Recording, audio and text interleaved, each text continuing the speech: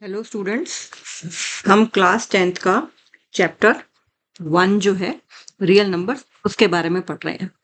और जैसा कि हमें पता है कि हम मंडे से लेके फ्राइडे रोज 7 PM पे पढ़ाई करते हैं डेली, चाहे 20 मिनट्स करें चाहे 25 मिनट्स। और मैं आपको बार बार बोलती हूँ कि 20 to 25 मिनट्स डेली बहुत है, ठीक है। जो है वो मंडे टू फ्राइडे आप यहाँ पढ़िए, सैटरडे संडे उसको रिवाइज करिए। तो हमने काफी सारे वो क्वेश्चंस किए थे जो बोर्ड एग्जाम में, अभी हमने एक्सरसाइज जो उसकी पहला पार्ट है, एक्सरसाइज जो पहला है मतलब उस चैप्टर का जो पहला पार्ट है वो हमने अच्छे से कर लिया था। और उसके बेसिस पे जो बोर्ड में एग्जाम्स बोर्ड उसमें आए हुए हैं, पेपर में बोर्ड्स में आए हुए हैं क्वेश्चंस, वो हमने किए थे। तो उसी की कंटिन्यूटी में हम जो बोर्ड एग्जाम्स में, एक्चुअल बोर्ड एग्जाम्स में जो क्वेश्चन आए हुए हैं उनको अब हम और देखते हैं।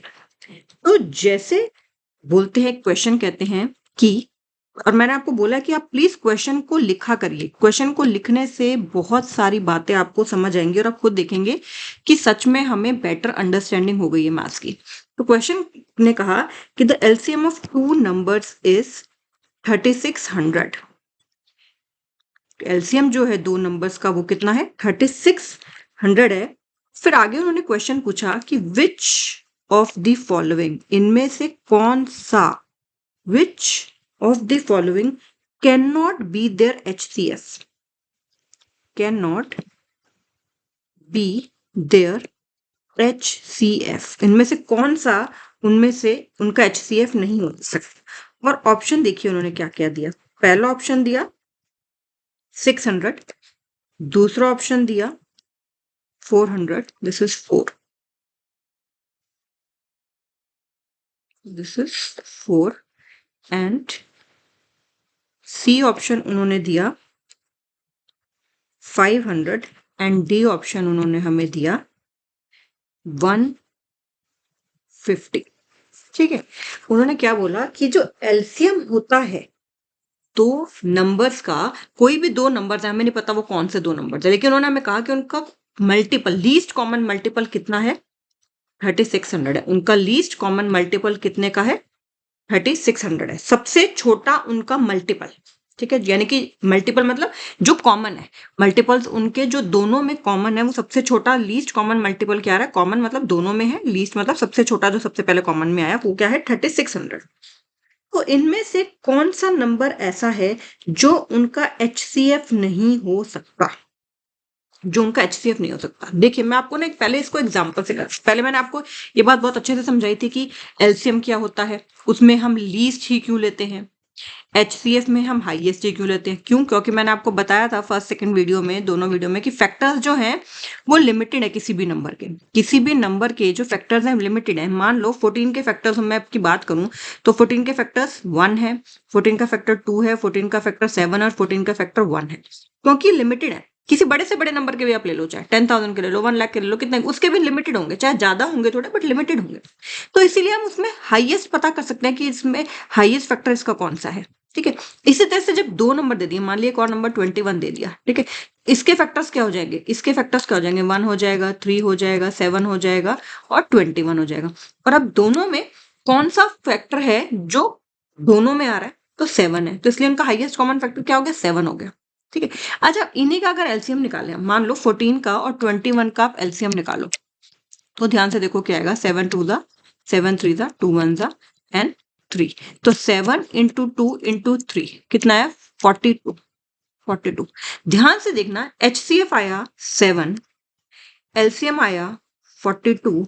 क्या एचसीएफ एलसीएम को मल्टीपल नहीं है, क्या एचसीएफ एलसीएम का मल्टीपल नहीं है, क्योंकि अगर ये मल्टीपल है, ये तो इसका मतलब है कि 14 का टेबल चलाते जाओ, 7 का टेबल चलाते जाओ और फिर दोनों में देखो कि कौन सा सबसे पहला कौन सा मल्टीपल जो है कॉमन आ रहा है, क्योंकि मल्टीपल तो इनफाइनाइट है, चलते जाएंगे, तो इसलिए हम उसमें हाईएस्ट तो ले ही नहीं सकते, हमेशा लीस्ट लेंगे। तो यहां से आप कोई और दो नंबर लिख लो, कोई और दो नंबर देख लेते हैं। मान लो एक नंबर आपने लिया 15 और एक नंबर मान लो आपने लिया 35, ठीक है। इसको अगर इसकी प्राइम फैक्टराइजेशन करेंगे तो हम क्या लिखेंगे, 3 इंटू 5, इसकी करेंगे तो 5 इंटू 7।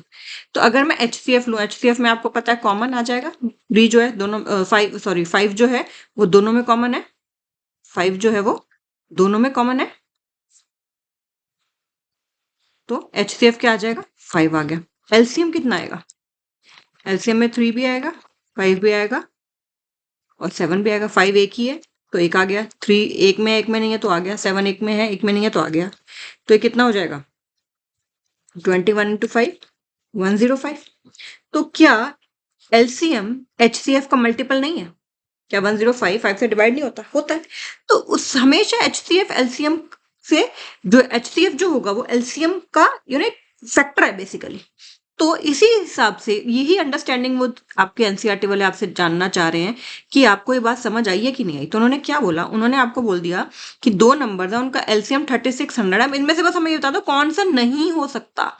तो यानी कि जो 3600 को, जो नंबर 3600 को कंप्लीटली डिवाइड नहीं करेगा वो हो जाएगा, क्योंकि जो एचसीएफ है वो it should completely divide LCM, right.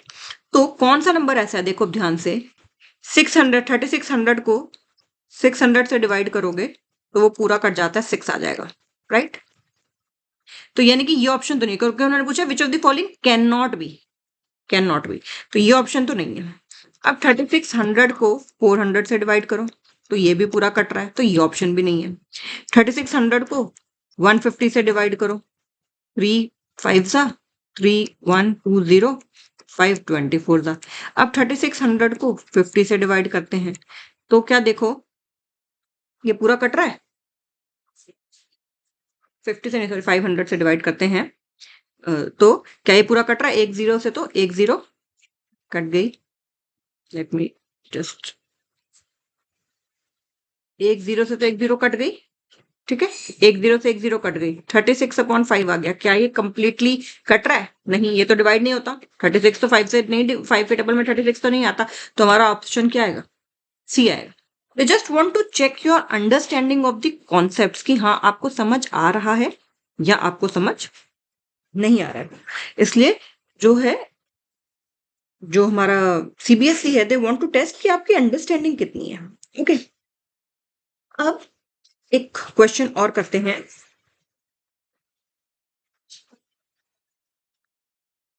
ये भी मैं इस तरह का क्वेश्चन आपको बता चुकी हूँ। कहते हैं कि 3n है, 3n, जहां पे n क्या है? कोई नेचुरल नंबर है। n क्या है? नेचुरल नंबर है। तो 3 can not and with digit. कौन सी डिजिट के साथ वो एंड नहीं कर सकता? Option number 3 D, option number 5 D, option number 3 7 और ऑप्शन नंबर डी 9। ये भी आपको पता चल रहा है कि कौन से डिजिट के साथ एंड नहीं कर सकता। आपको पता है 3 का पावर 1 होगी तो 3 से एंड होगा, 3 की पावर 2 होगी तो 9 होगा, 3 की पावर 3 होगी तो 27 है तो वो 7 से एंड हो रहा है, ये 9 से एंड हो रहा है, ये 3 से एंड हो रहा है। 5 नहीं आएगा कभी। 3 की पावर 4 करोगे तो 81, ठीक है, तो 1 से एंड हो रहा है, ठीक है। फिर 3 की पावर जब 5 करोगे तो फिर से वापस अब 3 आ जाएगा, फिर से वापस अब 3 आ जाएगा, क्योंकि इसको 3 से मल्टीप्लाई करोगे तो 3 9 7 और 1 आ सकता है। तो कौन सा ऑप्शन है? ऑप्शन नंबर बी है, यानी कि 5 से वो जो है वो कभी एंड नहीं होगा। Okay,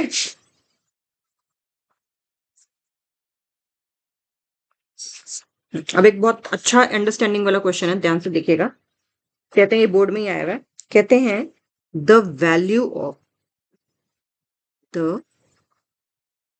value of HCF minus LCM, the value of HCF minus LCM for two numbers 3 and 5, दो नंबर्स बता दिए, 2 numbers 3 and 5 is a, option number ए बहुत सिंपल है, ठीक है, 2, बी का आंसर है 4, सी का आंसर है 14 और डी का आंसर है -14। वैल्यू किसकी पूछी? HCF माइनस LCM की। तो यहाँ पे कंफ्यूज नहीं होना। तो 3 की प्राइम फैक्टराइजेशन करेंगे तो 3 into 1, 5 की प्राइम फैक्टराइजेशन करेंगे तो 5 into 1। तो HCF क्या आ गया? HCF आ गया 1, LCM क्या आ गया? 3 into 5 15। तो HCF बेसिकली यहाँ पे उनको देखो, उन्होंने क्वेश्चन देखो ध्यान से क्या दिया, HCF माइनस LCM दिया। बच्चे यहाँ पे जनरली क्या कर देंगे? 14 को टिक कर देंगे। बच्चे यहाँ पे क्या कर देंगे? बच्चे यहाँ पे क्या कर देंगे कि 14 को टिक कर देंगे। बट क्वेश्चन में उन्होंने HCF माइनस LCM बोला है, ना कि LCM माइनस HCF। तो HCF माइनस LCM जो हो जाएगा वो हो जाएगा 1 माइनस 15 यानी कि -14, यानी कि -14, ना कि 14। तो यहाँ पे क्वेश्चन में ध्यान से देखना है, वो यही चेक करना चाह रहे हैं आप कितना अच्छे से पढ़ रहे हो, इसलिए लिखना जरूरी है क्वेश्चन को। एलसीएम माइनस एचसीएफ दिया होता तो 14 होता, बट क्योंकि इन्होंने एलसीएम माइनस एचसीएफ होता तो 14 होता, बट उन्होंने क्योंकि पूछा एचसीएफ माइनस एलसीएम, एचसीएफ हमेशा एलसीएम से छोटा होगा तो नेगेटिव टर्म ही आएगी, राइट, तो नेगेटिव टर्म ही आएगी। अब एक और क्वेश्चन देखिए बोर्ड एग्जाम्स का, कहते हैं कि if HCF of x and 20 is 2, HCF x और 20 का है 2, LCM of x and 20 is equal to 60, LCM दो नंबर x और 20 का 60 और HCF x और 20 का 2 है, तो वैल्यू ऑफ x कितनी है?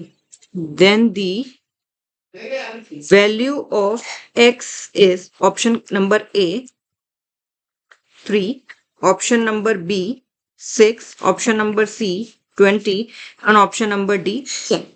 बहुत इजी क्वेश्चन है, आपको देख के पता चल रहा है कि एचसीएफ भी एलसीएम भी है और दो नंबर में से एक नंबर दे रखा है। चार चीजों की हमारे पास एक इक्वेशन है, उसमें से 3 दे रखी है, तो अगली निकालनी मुश्किल नहीं है। वो क्या प्रॉपर्टी है हमारी? वो क्या प्रॉपर्टी है? वो प्रॉपर्टी है कि LCM of 2 numbers into HCF of 2 numbers, ये 2 नंबर्स के लिए ही एप्लीकेबल है, is equal to product of the 2 numbers, product of 2 numbers. तो एलसीएम दे रखा है 60, एचसीएफ दे रखा है कितना? 2, एक नंबर उनमें से है x और दूसरा नंबर है कितना? 20, राइट।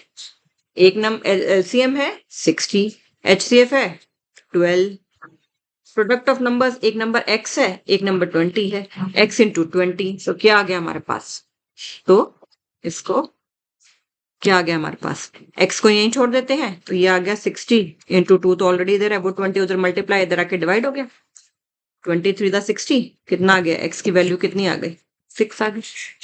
तो आपने यहाँ पे कंफ्यूज नहीं होना कि नंबर तो नहीं दिए हुए, ठीक है, हमें एक नंबर ही दिया हुआ है, तो आपको दिख रहा है कि हमारे पास एक है, हमारे पास बहुत अच्छी एक प्रॉपर्टी है। वो क्या प्रॉपर्टी है? कि LCM into HCF is equal to product of the 2 numbers. 4 में से अगर 3 चीज पता है तो आराम से 4th चीज निकल जाएंगी। जैसे 2 में से अगर एक पता है और आपको, तो फिर वो इक्वेशन बन गई तो एक निकल जाएगा। इसी तरह से 4 में से अगर 3 पता है तो जो 4th है वो इजीली निकल जाएगा, राइट। हमारे पास ऐसे बहुत अच्छे क्वेश्चन जो है एनसीईआरटी में जो है बोर्ड में पूछे गए क्वेश्चन है, ओके। इसके हम बहुत सारे स्टेटमेंट्स आंसर भी करेंगे, इसमें हम बहुत सारे स्टेटमेंट्स आंसर भी करेंगे। तो अगला क्वेश्चन कहते हैं कि the LCM of smallest prime number and smallest odd composite number. लिखने के लिए मैं क्यों कहती हूँ? क्योंकि बहुत सारी छोटी छोटी चीजें आपको ध्यान में आती है कि हाँ ये चीज कही जा रही है।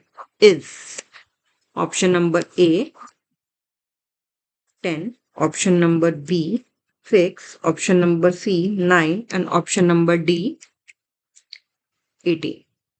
ओके, अब ध्यान से देखो, पूछा किसका है? पहले तो क्या पूछा? एलसीएम पूछा, ठीक है। किसका पूछा है?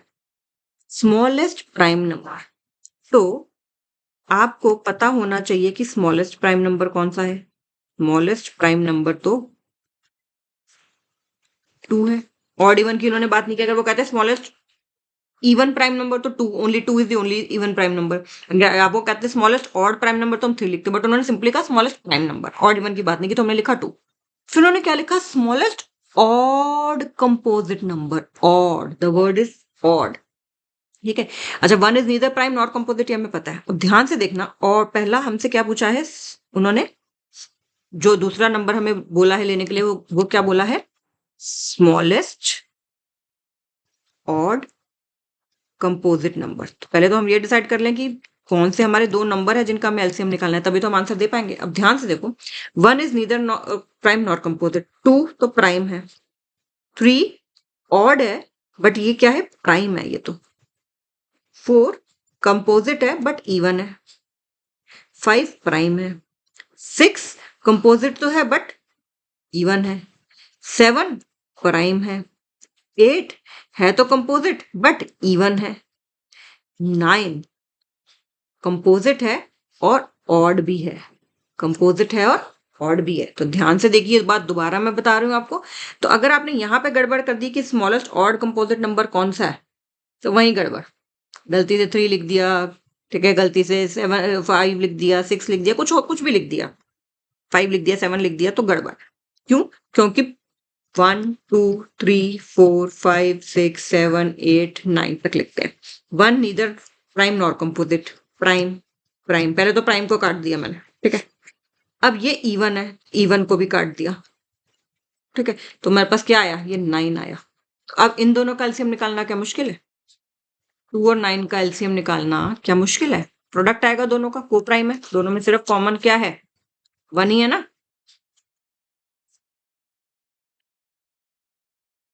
तो इनका एलसीएम कितना आ जाएगा, इनका एलसीएम कितना आ जाएगा, 2 इंटू 9 18। तो हमारा option number D is the answer. Option क्या आ जाएगा हमारा आंसर, डी जो है हमारा आंसर आ जाएगा। ओके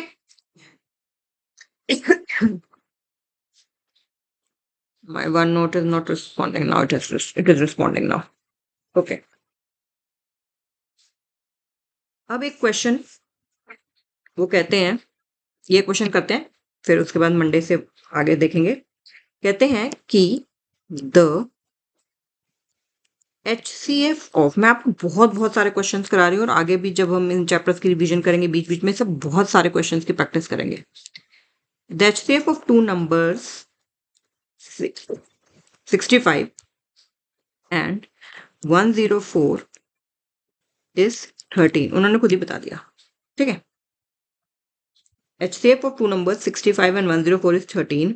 फिर उन्होंने आगे क्या बोला कि if LCM of 65 and 104 is 40x, so value of x is A option 5, B option 13, C option 40 और D option।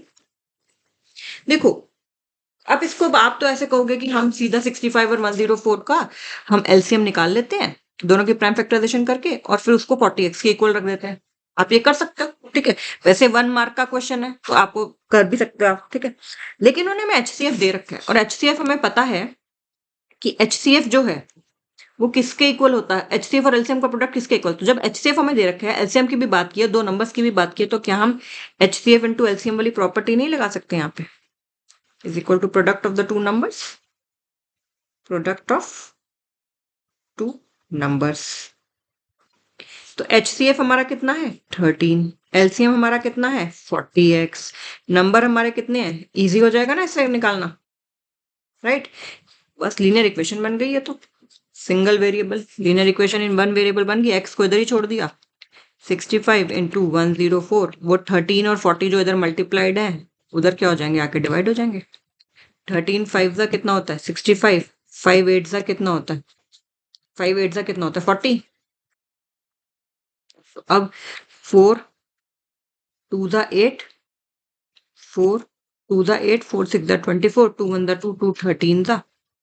तो x की वैल्यू कितनी आ गई 13 आ गई। क्या हमारे पास कोई ऑप्शन था 13 वाला, क्या हमारे पास कोई ऑप्शन था 13 वाला, देख लेते। ऑप्शन नंबर बी था, ठीक है। अगर हमें सपोज करो इसी क्वेश्चन में, मान लो इसी क्वेश्चन में वो हमें HCF 13 ना बताते हैं, सिर्फ हमें बोलते हैं LCM इज 40x, तो क्या करते हैं, सिर्फ हमें बोलते हैं LCM इज 40x, तो हम क्या करते हैं, तो हम 65 और 104 का LCM निकालते हैं, बड़ा सा कुछ LCM आता, फिर उसको रखते हैं किसके इक्वल 40x के इक्वल जो भी LCM आता, और फिर x की वैल्यू आती। अब हमारे लिए बहुत आसान था, बहुत इजी कैलकुलेशन थी, फटाफट से होगी, राइट। तो इस तरह के हम बहुत सारे क्वेश्चन करेंगे और अब हम स्टेटमेंट सम्स से शुरू करेंगे, जो HCF और LCM के बेसिस पे जो स्टेटमेंट सम्स आए हुए हैं बोर्ड एग्जाम्स में भी और जो वैसे भी हमारे पास हैं गिवन, उन सबको हम आगे उसके बाद करेंगे, ठीक है। तो मैथ्स को थोड़ा थोड़ा भी करोगे रोज, तो जैसे मैं हमेशा बोलती हूँ थोड़ा थोड़ा भी करोगे तो समझ आता जाएगा तो एंजॉय करने लगोगे मैथ्स को और बहुत इजीली नंबर आएंगे विदाउट एनी प्रेशर। तो don't take pressure for maths, क्योंकि मैथ्स एक बहुत ही अच्छा सब्जेक्ट है and you will actually start liking it. ठीक है, so take care and share it with your friends also and do subscribe to my channel. Okay, bye, thank you. Hello students, हम class 10th का पहला chapter जो है वो कर रहे हैं और हमने उसमें काफी सारे क्वेश्चंस कर लिए हैं। काफी सारे बेसिक कॉन्सेप्ट्स आपको क्लैरिटी अभी तक हो गई है। एचसीएफ एलसीएम कैसे है, फंडामेंटल थ्योरम ऑफ अरिथमेटिक के इतने सारे हमने एग्जांपल्स किए।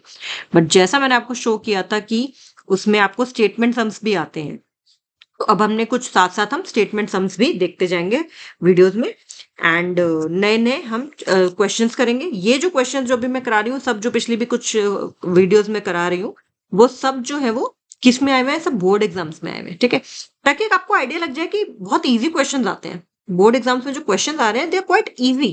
ठीक है, they are just testing your understanding of the concept. तो let us come to this question. ये क्वेश्चन क्या कहते हैं? कहते हैं 3 friends plan to go for a morning walk. 3 friends हैं और वो प्लान करते हैं, सुबह सुबह कहते हैं कि चलो यार आज हम मॉर्निंग वॉक पे चलते हैं। कहते हैं ठीक है, एंड फिर वो पहुंच जाते हैं जहां पे भी उन्होंने एक जगह पे डिसाइड करते हैं कि हम यहाँ से आज अपनी मॉर्निंग वॉक शुरू करेंगे। And they reach there. फिर क्या होता है? दे स्टेप ऑफ टुगेदर, इकट्ठे चलते हैं। बट आपको पता है, आप जब एक कदम उठाते हो, अगर आप अपना चलने, जब आप सपोज करो आप जहां अभी बैठे हो अगर या खड़े हो और एक स्टेप बढ़ाओ अपना नॉर्मल वॉक का, ठीक है, तो उनके जो स्टेप्स हैं तीनों के अलग अलग मेजर कर रहे हैं। एक का स्टेप मेजर कर रहा है 48 सेंटीमीटर, एक का स्टेप मेजर कर रहा है 52 सेंटीमीटर और एक का स्टेप मेजर कर रहा है 56 सेंटीमीटर। ठीक है, 3 दोस्त है, इकट्ठे चलते हैं और उनके स्टेप्स की जो लेंथ है वो अलग अलग है। एक का जो स्टेप उसने बढ़ाया, सिर्फ एक स्टेप की बात हो रही है, ये 48 सेंटीमीटर का है। एक ने, यानी कि मान लो वो तीनों यहां खड़े हैं, ठीक है, एक ने यहां तक अपना स्टेप बढ़ाया 48 सेंटीमीटर, एक ने उससे थोड़ा ज्यादा 52 सेंटीमीटर, एक का कदम थोड़ा और भी बड़ा था 56 centimetre. What is the minimum distance each should walk? कितना कदम वो चलते रहे कि वो कवर करे same distance in complete steps 10 times. 10 times तो हम बाद में निकालेंगे, पहले हम पहले हम 1 टाइम का निकालेंगे। पहले हम 1 टाइम का निकालेंगे, 10 टाइम्स का तो उसे मल्टीप्लाई करके निकाल देंगे। तो ध्यान से देखो, जस्ट लाइक वो सोनिया वाला क्वेश्चन था, सोनिया एंड रवि की, वो 18 मिनट्स में एक सर्कल पूरा करता है, एक 12 मिनट्स में कर रहा है। तो हमने क्या निकाला था कि एक ने 18 में किया, एक ने 18 में किया, ठीक है, पहला सर्कल 18 में हुआ, दूसरा वाला वही सर्कल को 12 में कर रहा है, तो वो तो पीछे रह गया ना दूसरा बंदा। तो ये मिल कहाँ रहे थे? ये 36 पे जब होगा तो यहाँ आएगा, फिर वो आगे चला गया तो दूसरा वाला 12 12 12, जब वो तीसरा सर्कल करेगा तो वो इकट्ठे मिल रहे हैं। तो यहाँ पे भी वो ये कह रहे हैं, यहाँ पे वो क्या कह रहे हैं कि कितना मिनिमम डिस्टेंस वो ईच शुड कवर, ईच, वो सब लोग कितना डिस्टेंस कवर करें ताकि वो सेम डिस्टेंस कंप्लीट स्टेप्स में कर ले, सेम डिस्टेंस करें। यानी कि मानो, जैसे कि एक एग्जांपल दे रही हूं मैं, तो आपको पता चल जाएगा। अगर मानो यहाँ पे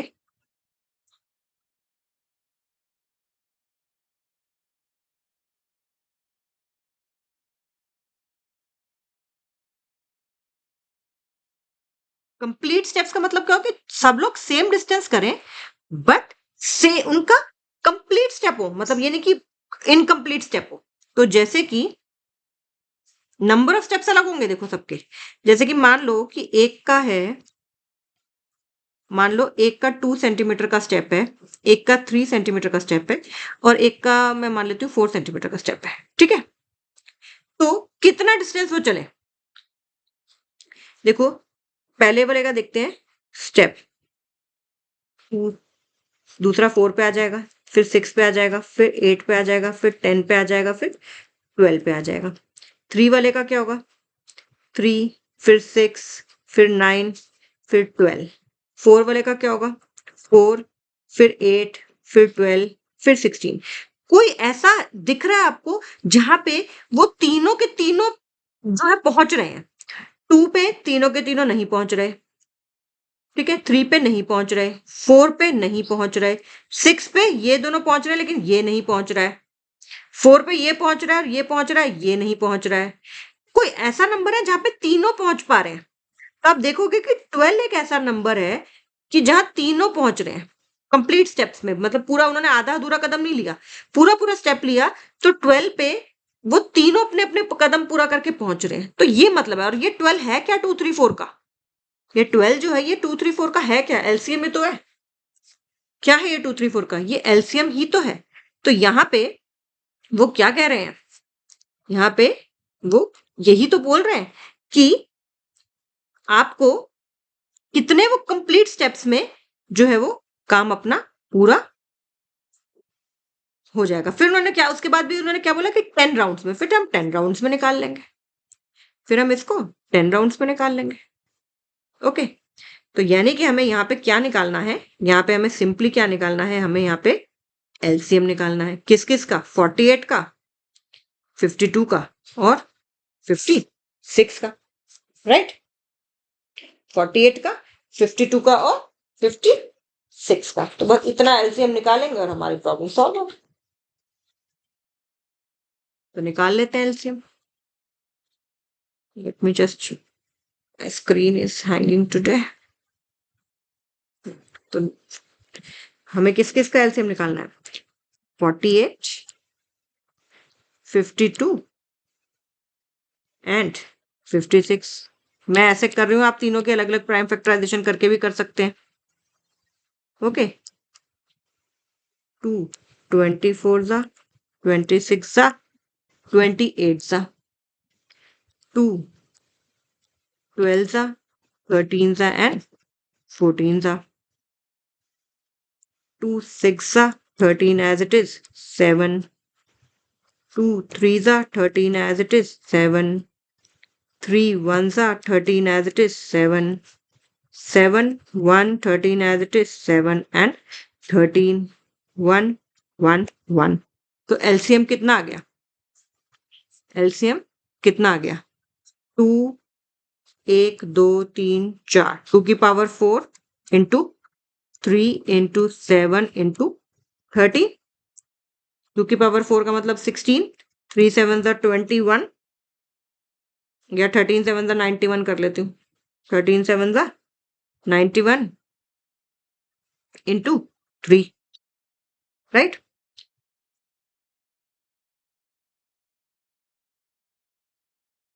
अब इसको मल्टीप्लाई कर लेते हैं। 16 16 3 48 कर लूं। 48 इंटू 91 कर लेते हैं। 91 48, 8 1 जा 8, 8 9 जा 72, 4 1 जा 4, 4 9 जा 36। कितना आ जाएगा ये? 8 आया इधर, 4 और 2 6 आया, 7 और 6 3, 1 ऊपर कैरी 4, 4 3 6 8। ये सब कुछ किस में था? सेंटीमीटर में था। ये सब कुछ किस में था? सेंटीमीटर में था। राइट?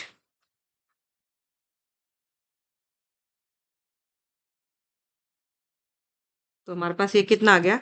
4368 सेंटीमीटर। तो इसको मैं अगर मीटर में करूं तो 43.68 मीटर।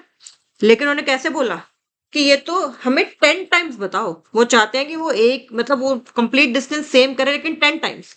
तो अगर 10 टाइम्स करना है तो मैं क्या कर दूंगी? 43.68 को किससे मल्टीप्लाई कर दूंगी? 10 से मल्टीप्लाई कर दूंगी। तो कितना आ जाएगा? 436.8 मीटर। 436.8 मीटर। एलसीएम निकालेंगे पहले। एलसीएम आया ये सेंटीमीटर में आएगा, क्योंकि जो यूनिट्स का हमने, जिन चीजों का हमने एलसीएम निकाला वो सब सेंटीमीटर में थे, तो ये भी सेंटीमीटर में है। सेंटीमीटर को हमने मीटर में कन्वर्ट कर लिया। लेकिन उन्होंने क्या बोला था? 10 टाइम्स कंप्लीट करें वो स्टेप्स। 10 टाइम्स, 10 टाइम्स करना है तो नेक्स्ट लाइन में क्या लिख देंगे कि distance covered in one step is equal to 43.68 metre. Distance covered 10 times is equal to 436.8 metre. Right? तो इस तरह के क्वेश्चन स्टेटमेंट समझाते हैं, बहुत इजी होते हैं। अब देखिए नेक्स्ट क्वेश्चन, ये भी बोर्ड का एग्जाम का ही है। कहते हैं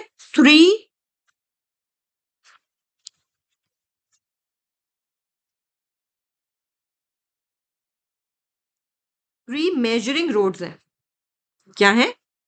3 मेजरिंग रॉड्स हैं, नॉट रोड्स, रॉड्स। ठीक है? जिससे जो अगर आप कभी दुकान पे जाते हो, जैसे कपड़े की दुकान पे हो, पहले तो थान मिलते थे कपड़ों के, तो उनके पास एक देखा होगा आपने स्टील की एक रॉड होती है, जिससे वो मीटर आपको आधा मीटर कपड़ा चाहिए, 1 मीटर चाहिए, 2 मीटर चाहिए, वो उसको काट के देते हैं, ठीक है, दैट्स मेजरिंग रॉड। तो कहते हैं 3 मेजरिंग रॉड्स हैं और उनकी लेंथ कितनी है? उनकी एक की लेंथ है 120, एक की है 100, एक की है 150। बहुत इंटरेस्टिंग क्वेश्चन है, ध्यान से देखना। एक की है 120, एक की है 100, एक की है 150। कहते हैं लीस्ट लेंथ निकालो एक फेंस की जो कि मेजर करे an exact number of times using any of the rods. Using any of the rods. पहले तो मैं इतना बताती हूँ, फिर उन्होंने आगे क्या पूछा कि how many times each rod will be used to measure the length of the fence. वो देखते हैं आगे। दोबारा से क्वेश्चन देखो, 3 मेजरिंग रॉड्स हैं, एक की लेंथ है 120, एक की है 100, एक की है 150। कहते हैं क्या लीस्ट लेंथ होगी उस फेंस की जो कि exact number of times measure कर दे, कोई भी चाहे रॉड यूज करे, चाहे कोई भी रॉड यूज करे। यानी कि मान लो, एग्जांपल दे रही हूं पहले मैं, मानो आपके पास एक, आप अपना स्केल ले लो, स्केल भी तो एक मेजरिंग रॉड ही हो गई, ठीक है। मान लो, अब मैं दो से एग्जांपल देती हूँ। 30, एक स्केल आपके पास नॉर्मल छोटा स्केल कितने सेंटीमीटर का होता है? 15 सेंटीमीटर का। और एक आपके पास एक बड़ा स्केल होता है, वो कितने सेंटीमीटर का होता है? 30 सेंटीमीटर का, राइट। एक छोटा स्केल है 15 सेंटीमीटर का जो आप अपने ज्योमेट्री बॉक्स में रखते हो, and you also have that long ruler, long scale जो 30 सेंटीमीटर का होता है। अब उन्होंने क्या पूछा आपसे कि ऐसी लेंथ बताओ, ऐसी कितनी मिनिमम, ऐसी कौन सी लेंथ होगी जो चाहे मैं इस वाले स्केल से मेजर करूं, चाहे मैं इस स्केल से मेजर करूं, लेकिन वो पूरी मेजर हो जाए, लेकिन वो पूरी मेजर हो जाए, ठीक है। तो आपको पता है कि 30 अगर मैं लूं तो 30 15 से भी एग्जैक्टली 2 बार में मेजर हो जाएगी, और 30 30 से भी मेजर हो जाएगी, इससे ज्यादा भी हो जाएंगी। 45 भी, दोनों 45 नहीं, 60 भी, 60 भी 15 वाले स्केल से भी 4 बार में मेजर हो जाएगी, और 30 वाले स्केल से भी 2 बार मेजर हो जाएगी, ठीक है। इसी तरह से 90 भी 15 वाले स्केल से 6 टाइम्स में एग्जैक्ट मेजर हो जाएगी, 30 वाले स्केल से एग्जैक्ट 3 टाइम्स मेजर हो जाएगी। लेकिन वो पूछते क्या हमेशा, ऐसी लीस्ट, लीस्ट कितना है, लीस्ट लेंथ कितनी है जो डिवाइड हो जाएगी। तो इस केस में कितनी आ जाएगी? वो 30 आ जाएगी। और 15 और 30 का एक्चुअली में 30 क्या है? एलसीएम है। अब मैं इसी में एक दूसरा एग्जाम्पल देती हूँ आपको। इसी में आपको मैं थोड़ा नंबर चेंज कर देती हूँ, स्केल ना लेके। अब मैं मान लो एक स्केल है, हमने जो उसको हमने स्पेशल स्केल बनवाए हैं, मान लो हम ना स्पेशल स्केल बनवा लेते हैं, ओके। फिर हमारे पास जो स्टैंडर्ड स्केल होते हैं वो 15 सेंटीमीटर के और किसके होते हैं? 15 के और 30 के। मान लो, चलो आपके पास एक स्केल है 10 सेंटीमीटर का, ठीक है। एक हमने स्पेशल स्केल बनवा लिया 10 सेंटीमीटर का।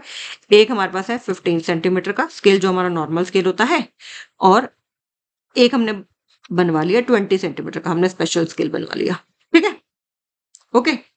अब ध्यान से देखो, अब हमें फिर से मिनिमम ऐसी लेंथ निकालनी है जो चाहे मैं इससे मेजर करूं, चाहे इससे मेजर करूं, चाहे इससे मेजर करूं, वो हमेशा हर बार में मतलब पूरी मेजर हो जाए। ऐसे कितनी कम, मिनिमम ऐसी कितनी लेंथ हो जो तीनों से हर बार में इक्वल मेजर हो जाए, ठीक है। अब ध्यान से देखो, जब मैं 10 से मेजर करूंगी, तो जब मैं 10 से मेजर करूंगी तो 10 मेजर हो जाएगा, 20 मेजर हो जाएगा, 30 हो जाएगा, 40 हो जाएगा, 50 हो जाएगा, 60 हो जाएगा। 15 से मेजर करूंगी तो 15 हो जाएगा, 30 हो जाएगा, 45 हो जाएगा, 60 हो जाएगा, एंड सो ऑन, ठीक है।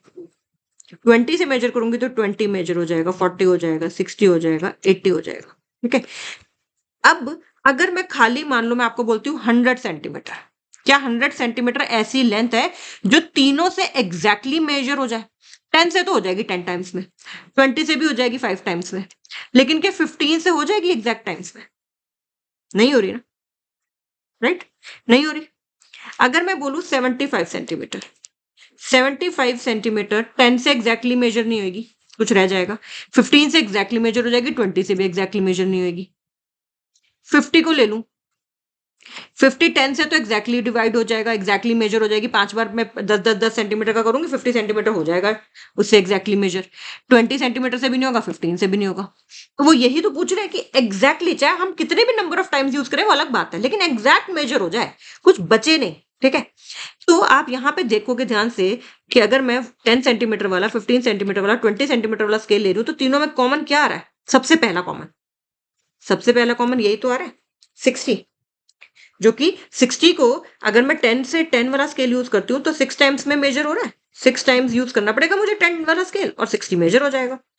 इस 15 वाला स्केल मुझे 4 टाइम्स यूज करना पड़ेगा और हो जाएगा मेजर। और 20 वाला स्केल जो है, 20 वाला जो स्केल है वो कितने टाइम्स यूज करना पड़ेगा मुझे? 3 टाइम्स यूज करना पड़ेगा और वो मेजर हो जाएगा। नंबर ऑफ टाइम्स कितनी बार यूज हो रहा है डजंट मैटर, बट हमें ऐसी लेंथ चाहिए जो तीनों से एग्जैक्टली जो है वो क्या हो जाए, वो मेजर हो जाए। तो यानी कि हम यहाँ पे सब में क्या निकाल रहे हैं? सब में हम यहाँ पे एलसीएम निकाल रहे हैं। अगर 10, 15 और 20 का एलसीएम का 60 नहीं होता, 10, 20, 15 और 20 का एलसीएम 60 होता है, तो वही तो हमने निकाला।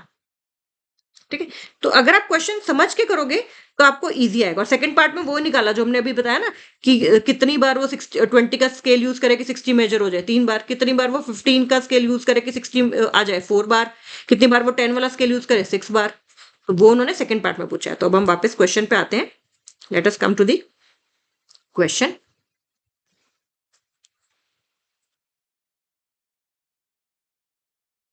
दोबारा से एक बार स्टेटमेंट पढ़ेंगे पहले।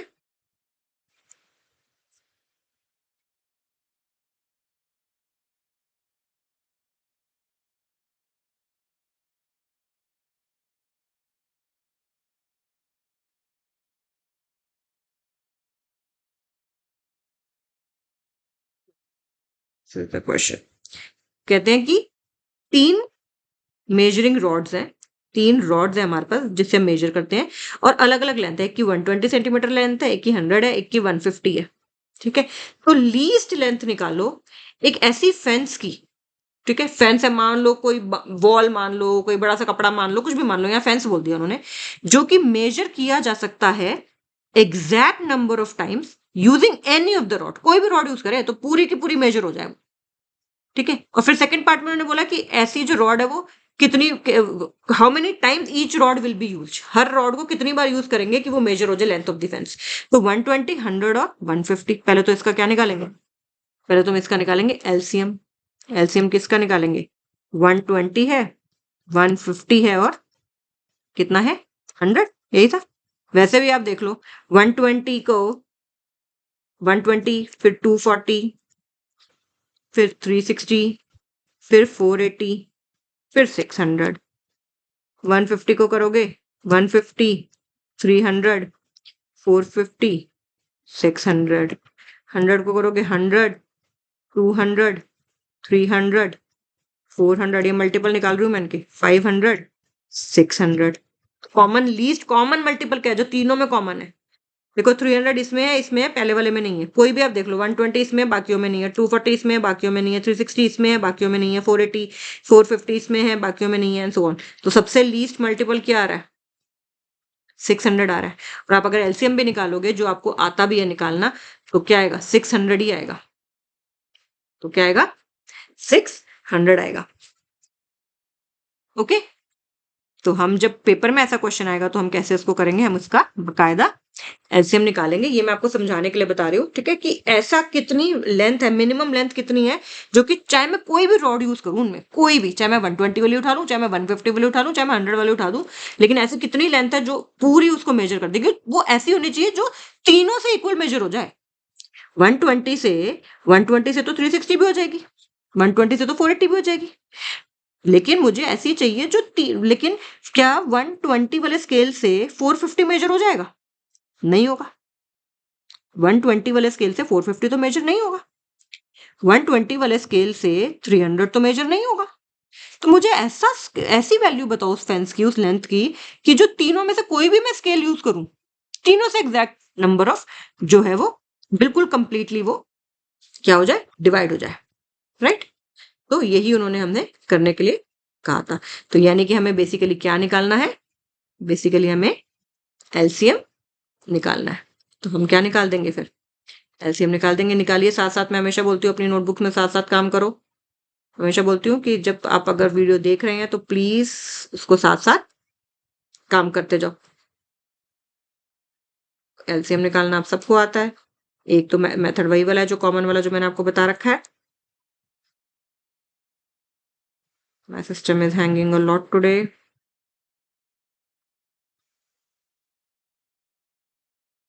Now it's working. So let us find out. अभी जैसे हमने वैसे मल्टीपल करके निकाला, आपको आता है कैसे निकालना है।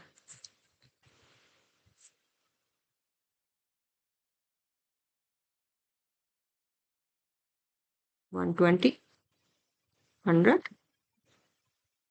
एंड 150। 5 पे कर देती हूँ पहले।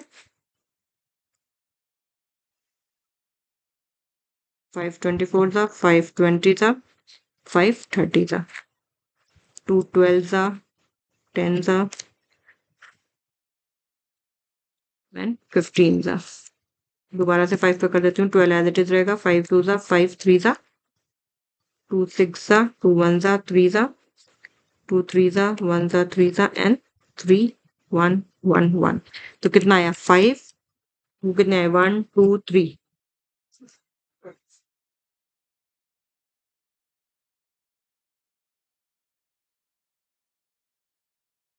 टू की पावर 3 और 3 कितना आया 5 भी 2 है, ये आया 3। 5 की पावर 2 इज 25, 2 की पावर 3 इज 8, 24। 25 टू ज़ा 75, 75 इंटू 8, 75 टू ज़ा होता है 150, 154 ज़ा 600। ये कितना आ गया 600। जो भी यूनिट थी, जो उस क्वेश्चन में यूनिट थी, वही इस क्वेश्चन में हम यूनिट रखेंगे। और ये रॉड जो थी वो सेंटीमीटर में थी।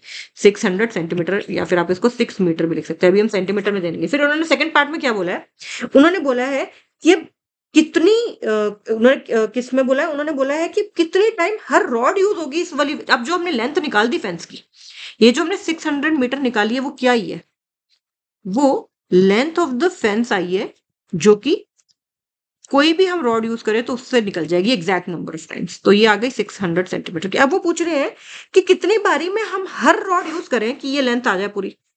कितनी बारी में हम ये रॉड को यूज करें for each rod, how many times each rod will be used to measure the length of the fence. तो आप देखो number of times 100 centimetre rod will be used. कितनी बार यूज होगी, वो 6 बार यूज होगी ना 600 सेंटीमीटर को करने के लिए। तो वो कैसे निकलेगी 600 डिवाइडेड बाय 100, यानी कि 6 टाइम्स। 600 सेंटीमीटर वाली रॉड 6 बार यूज करेंगे। नंबर ऑफ टाइम्स 120 था एक, 120 centimetre rod will be used is equal to कितना आ जाएगा 600 डिवाइडेड बाय 120, यानी कि 5 टाइम्स। ये वाली रॉड 5 टाइम्स में मेजर कर देगी। फिर नंबर ऑफ टाइम्स 150 सेंटीमीटर वाली रॉड कितने में मेजर करेगी, वो कितना आ जाएगा 600 डिवाइडेड बाय 150, यानी कि 4 टाइम्स। एक रॉड तो 150 वाली जो सबसे बड़ी वाली रॉड है वो सिर्फ 4 बारी में मेजर कर देगी पूरा। जो उससे थोड़ी बड़ी है 120 वाली, वो 5 टाइम्स में कर देगी। और जो सबसे छोटी है 100 सेंटीमीटर, वो 6 टाइम्स में मेजर कर देगी। बस यही हमसे पूछा गया था, यही हमसे पूछा गया था। क्वेश्चन की जब अंडरस्टैंडिंग हो जाएगी तो आपको उसको करने में कोई भी दिक्कत नहीं आएगी। ठीक है, तो इस तरह के स्टेटमेंट्स हम और भी करेंगे। एंड ओके, हेलो स्टूडेंट्स, अभी तक हम लोग चैप्टर नंबर 1 जो है उसके क्वेश्चंस कर रहे हैं। कुछ एक्स्ट्रा क्वेश्चन हमने किए थे। अब एक बहुत इंटरेस्टिंग क्वेश्चन मैं आपको बता रही हूँ। ओके, स्टेटमेंट सम्स भी हमने शुरू कर दिया था, वो भी आप लोगों ने पिछली वीडियो में हमने कुछ स्टेटमेंट सम्स भी किए थे। उसी की कंटिन्यूटी में स्टेटमेंट सम और बहुत इंटरेस्टिंग सा देखते हैं। कहते हैं कि एक, और मैंने आपको क्या बोला हमेशा कि आपने क्वेश्चन जरूर लिखना है खुद। क्यों? क्वेश्चन खुद लिखने से बहुत सारी चीजें समझ आती है। कहते हैं टीचर की वर्कशॉप होती, टीचर्स के लिए एक वर्कशॉप की जा रही थी। तो उसमें कहते हैं the number of teachers, the number of teachers teaching, कौन कौन से सब्जेक्ट की बात कर रही है, teaching French, English and Hindi. French, English and Hindi are कितनी कितनी है 48, 80 एंड 144 रिस्पेक्टिवली। यानी कि फ्रेंच की कितनी हो गई 48, इंग्लिश की हो गई 80 एंड हिंदी की हो गई कितनी 144। फाइंड द, ये क्वेश्चन मैं जानबूझ के आपको करा रही हूँ ताकि आपको पता चले कि मिनिमम और जो मैक्सिमम में आप लोग कंफ्यूजन कर देते हैं उसके लिए। Find the minimum number of rooms, minimum number of rooms, find the minimum number of rooms required required if in each room the same number of teachers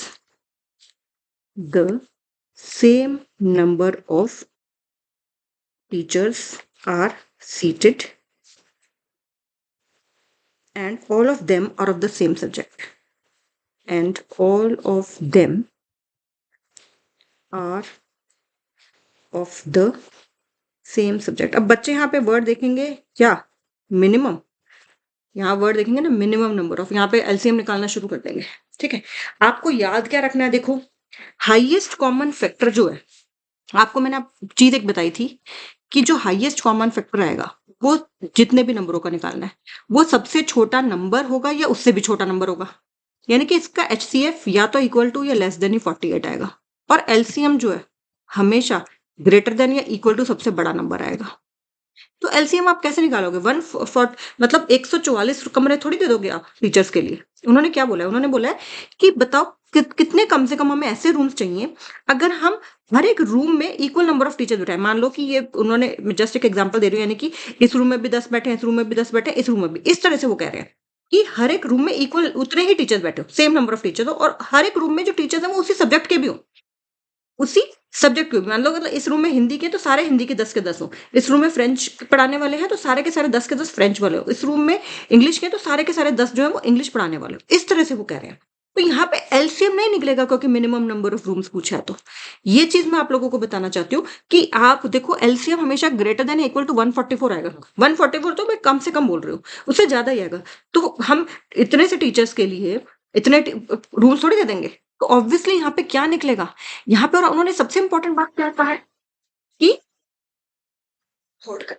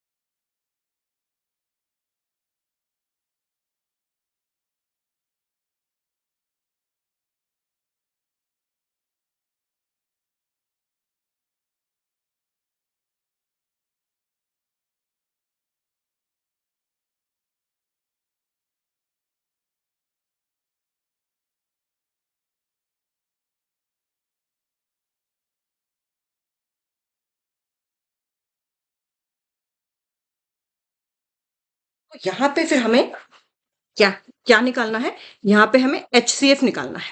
तो आपको पता है प्राइम फैक्टराइजेशन आपको करनी आती है, 48 की प्राइम फैक्टराइजेशन जब हम करेंगे तो क्या आएगा, 48 की प्राइम फैक्टराइजेशन आप लोगों को सबको करनी आती है, तो फटाफट से आप 48 की प्राइम फैक्टराइजेशन कर दीजिए। 2 into 2 4 2 the 8 3 the 8 2 the 16 16 3 the 48। तो ये हो गया प्राइम फैक्टराइजेशन ऑफ 48। 80 की प्राइम फैक्टराइजेशन क्या हो जाएगी, 16 into 5 होता है, यानी कि 4 बार 2 और 8 to 5। और 144 की 2 into 2 into 2 into 2 into 3 into 3, 16 9 the 144 होता है, 16 9 the 144 होता है। ध्यान से देखो, यहाँ भी 2 4 टाइम्स है, यहाँ भी 2 4 टाइम्स है, यहाँ भी 2 4 टाइम्स है। 3 इसमें एक है, इसमें एक है, लेकिन बीच वाले में नहीं है तो 3 नहीं आएगा। 5 भी इसमें है, बाकियों में नहीं है तो नहीं आएगा। तो सिंपली एचसीएफ क्या आ जाएगा, कॉमन चीज लेते हैं एचसीएफ में, एक 2 आ गया, एक 2 आ गया, एक 2 आ गया और एक 2 आ गया। तो 2 into 2 into 2 into 2, यानी कि एचसीएफ कितना आ गया, 16। तो आप कह दोगे जी 16 रूम्स दे देंगे, नहीं, ये क्या थे, ये चीजें क्या थी, ये नंबर्स किसके थे, ये तो टीचर्स के नंबर थे ना, ये तो टीचर्स के नंबर थे भाई। तो ये जो निकली है ये क्या निकले हैं कि हर एक रूम में कितनी टीचर बैठेंगी, ये क्या निकली है चीज, जो 16 निकला है वो हमने ये निकाला है कि एक रूम में कितने टीचर्स बैठेंगे। ओके, एक रूम में कितने टीचर्स बैठेंगे। और अगर हमें ये पता चल जाए कि टोटल टीचर्स कितने हैं और एक रूम में कितने टीचर बैठेंगे, तो क्या नंबर ऑफ रूम्स नहीं निकाल देंगे। तो teachers to be seated in one room, ये हमारे पास क्या है, ये तो टीचर्स का था ना ये नंबर्स, तो ये रूम्स थोड़ी आए हैं। ये तो teachers to be seated in one room कितना आ गया, 16 है। ठीक है, तो और टोटल टीचर्स कितनी है, टोटल टीचर्स कितनी है 48 प्लस 80 प्लस 144, उसको आप प्लस कर लो, 2 8 8 16 4, अच्छा 12 16 7 ऊपर, ठीक है, कितना आ जाएगा 272। ये क्या आ गई टोटल टीचर्स।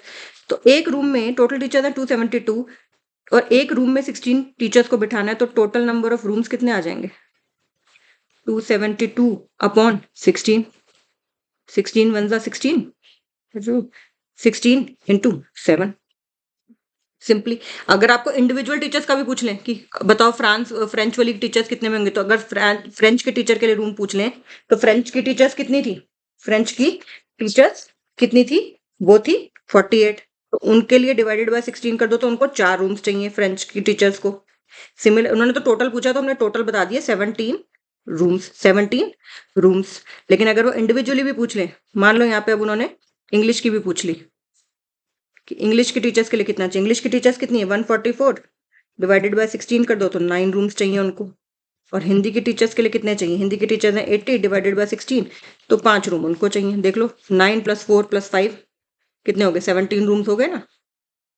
तो वो जो पहले हमने इस क्वेश्चन में क्या किया, पहले हमने इस क्वेश्चन में HCF निकाला, HCF निकाला ताकि हमें ये पता चल जाए कि एक रूम में कितने टीचर्स को बिठाना है, एक रूम में कितने टीचर्स को बिठाना है। बहुत इंपॉर्टेंट क्वेश्चन है। पहले हमने HCF निकाला ताकि हमें ये पता चल जाए कि एक रूम में कितने टीचर्स को बिठाना है। फिर टोटल नंबर ऑफ रूम्स के लिए तो बहुत ईजी है ना, अगर ये पता चल जाए कि टोटल टीचर्स कितने और टोटल एक रूम में कितने टीचर को बताना है, तो टोटल रूम के लिए क्या मुश्किल थी, टोटल टीचर्स को डिवाइड कर दिया जो टीचर नंबर ऑफ टीचर्स जिनको वन रूम में बिठाना है, तो हमारे पास कितना आ गया 272 upon 16 which is equal to 17। तो हमें टोटल कितने रूम्स चाहिए, टोटल हमें 17 रूम्स चाहिए। बहुत ही सिंपल सा ये क्वेश्चन है। ओके, अब एक आधा क्वेश्चन और करते हैं। आज I am in a little bit of hurry, लेकिन हम ये बोर्ड के एग्जाम्स के क्वेश्चन है जो हम कर रहे हैं, और ये बहुत अच्छा क्वेश्चन है, ये भी समझने वाला क्वेश्चन है। ठीक है, क्वेश्चन में कहते हैं कि a pair of irrational number, a pair of irrational numbers whose product is a rational number, whose product is a rational number। उसमें ऑप्शन दे रखे है इज कौन सा है, वो इज √16, √4 एक पेयर दे रखा है, दूसरे में दे रखा है √5, √2, तीसरे में दे रखा है √3 और √27, और डी ऑप्शन दे रखा है √36 और सबसे पहले तो देखो रैशनल नंबर्स कौन से होते हैं, जो p/q की फॉर्म में होते हैं, जहां p and q इंटीजर्स हैं, q नॉट इक्वल टू 0। ये 9th क्लास की वीडियो भी मेरी देख लेना, जो चैनल पर डाल के बहुत अच्छे से मैंने बताया। रियल नंबर्स में रैशनल भी आते हैं, इरैशनल भी आते हैं, रियल नंबर्स में रैशनल भी आते हैं, इरैशनल भी आते हैं। और इरैशनल कौन से होते हैं, √2, √6, √4 जो है वो इरैशनल नहीं है। क्यों, क्योंकि ये +-2 कुछ भी हो सकता है, 2 का भी स्क्वायर 4 होता है और -2 का भी, तो ये इरैशनल नहीं है, ये रैशनल है √4। ठीक है, तो अब देखो इन्होंने आपको, आप कहोगे, और आपको ये भी पता है √a इंटू √b, आपको ये भी पता है कि √a इंटू √b जो है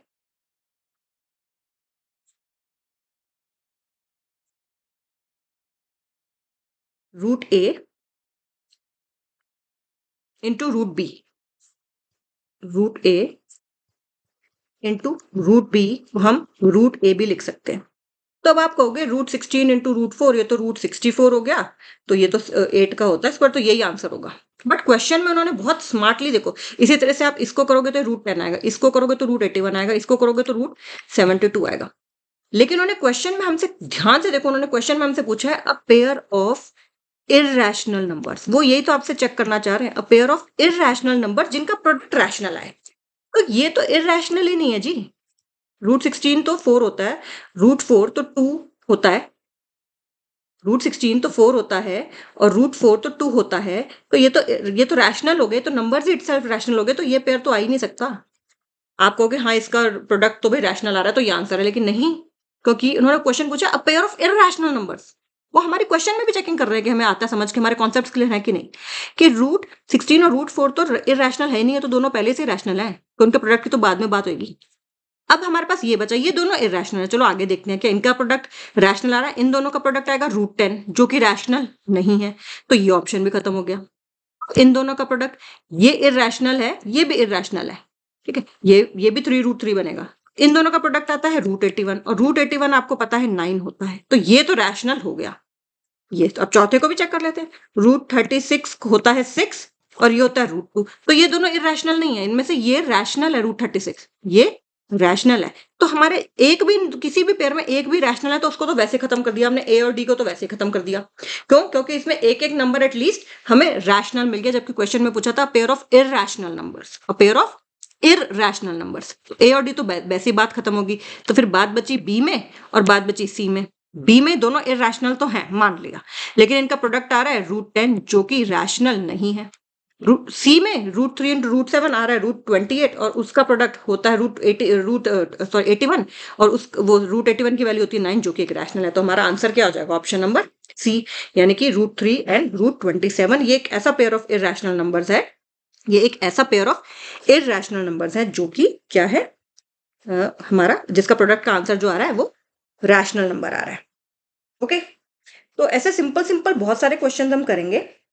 today I am in a little bit of hurry, तो इतना ही करेंगे, but don't forget to subscribe to the channel and do share it with your friends also. And बार बार मैं कह रही हूँ, देखो इसमें से 6 नंबर का ये क्वेश्चन, ये चैप्टर आता है 6 मार्क्स का आता है, जैसे मैंने आपको पहले बताया है, और बहुत ईजी आता है, अंडरस्टैंडिंग के सम आते हैं। एक 1 मार्क आ रहा है, और आप लोगों की लास्ट क्लास है जो इस वाले सिलेबस के साथ पढ़ेगी, ठीक है, 2026-27 जो सेशन है, जो अकेडमिक ईयर 2026-27 है, वही इस सिलेबस के साथ करेगी। उसके बाद नेक्स्ट ईयर से तो बहुत सारे चेंजेस हो जाएंगे। तो इसमें 6 मार्क्स का आता है, जनरली एक 1 मार्क का आता है, एक 2 मार्क का आता है, एक 3 मार्क का आता है, ठीक है, बहुत इजी क्वेश्चन आता है। 1 मार्क का अंडरस्टैंडिंग होनी चाहिए तभी कर पाते हैं, 2 मार्क्स वाला भी इजी आता है, 3 मार्क्स वाला भी। ओके, तो take care and do subscribe the channel and share it with friends also. Okay, bye.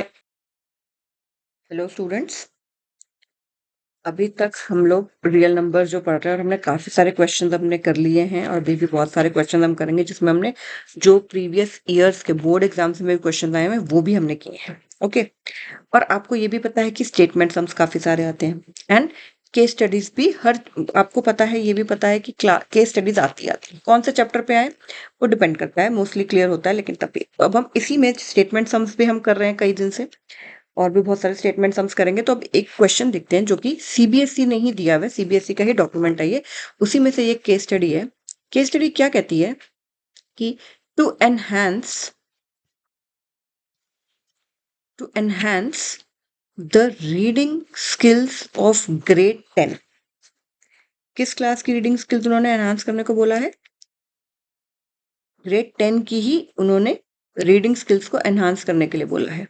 To enhance the grading skills of class 10 students, the school nominates you and 2 of your friends. ठीक है, कहता है school ने आपको और आपके 2 friends को nominate कर दिया है। School nominates you and 2 of your friends to set up a class library.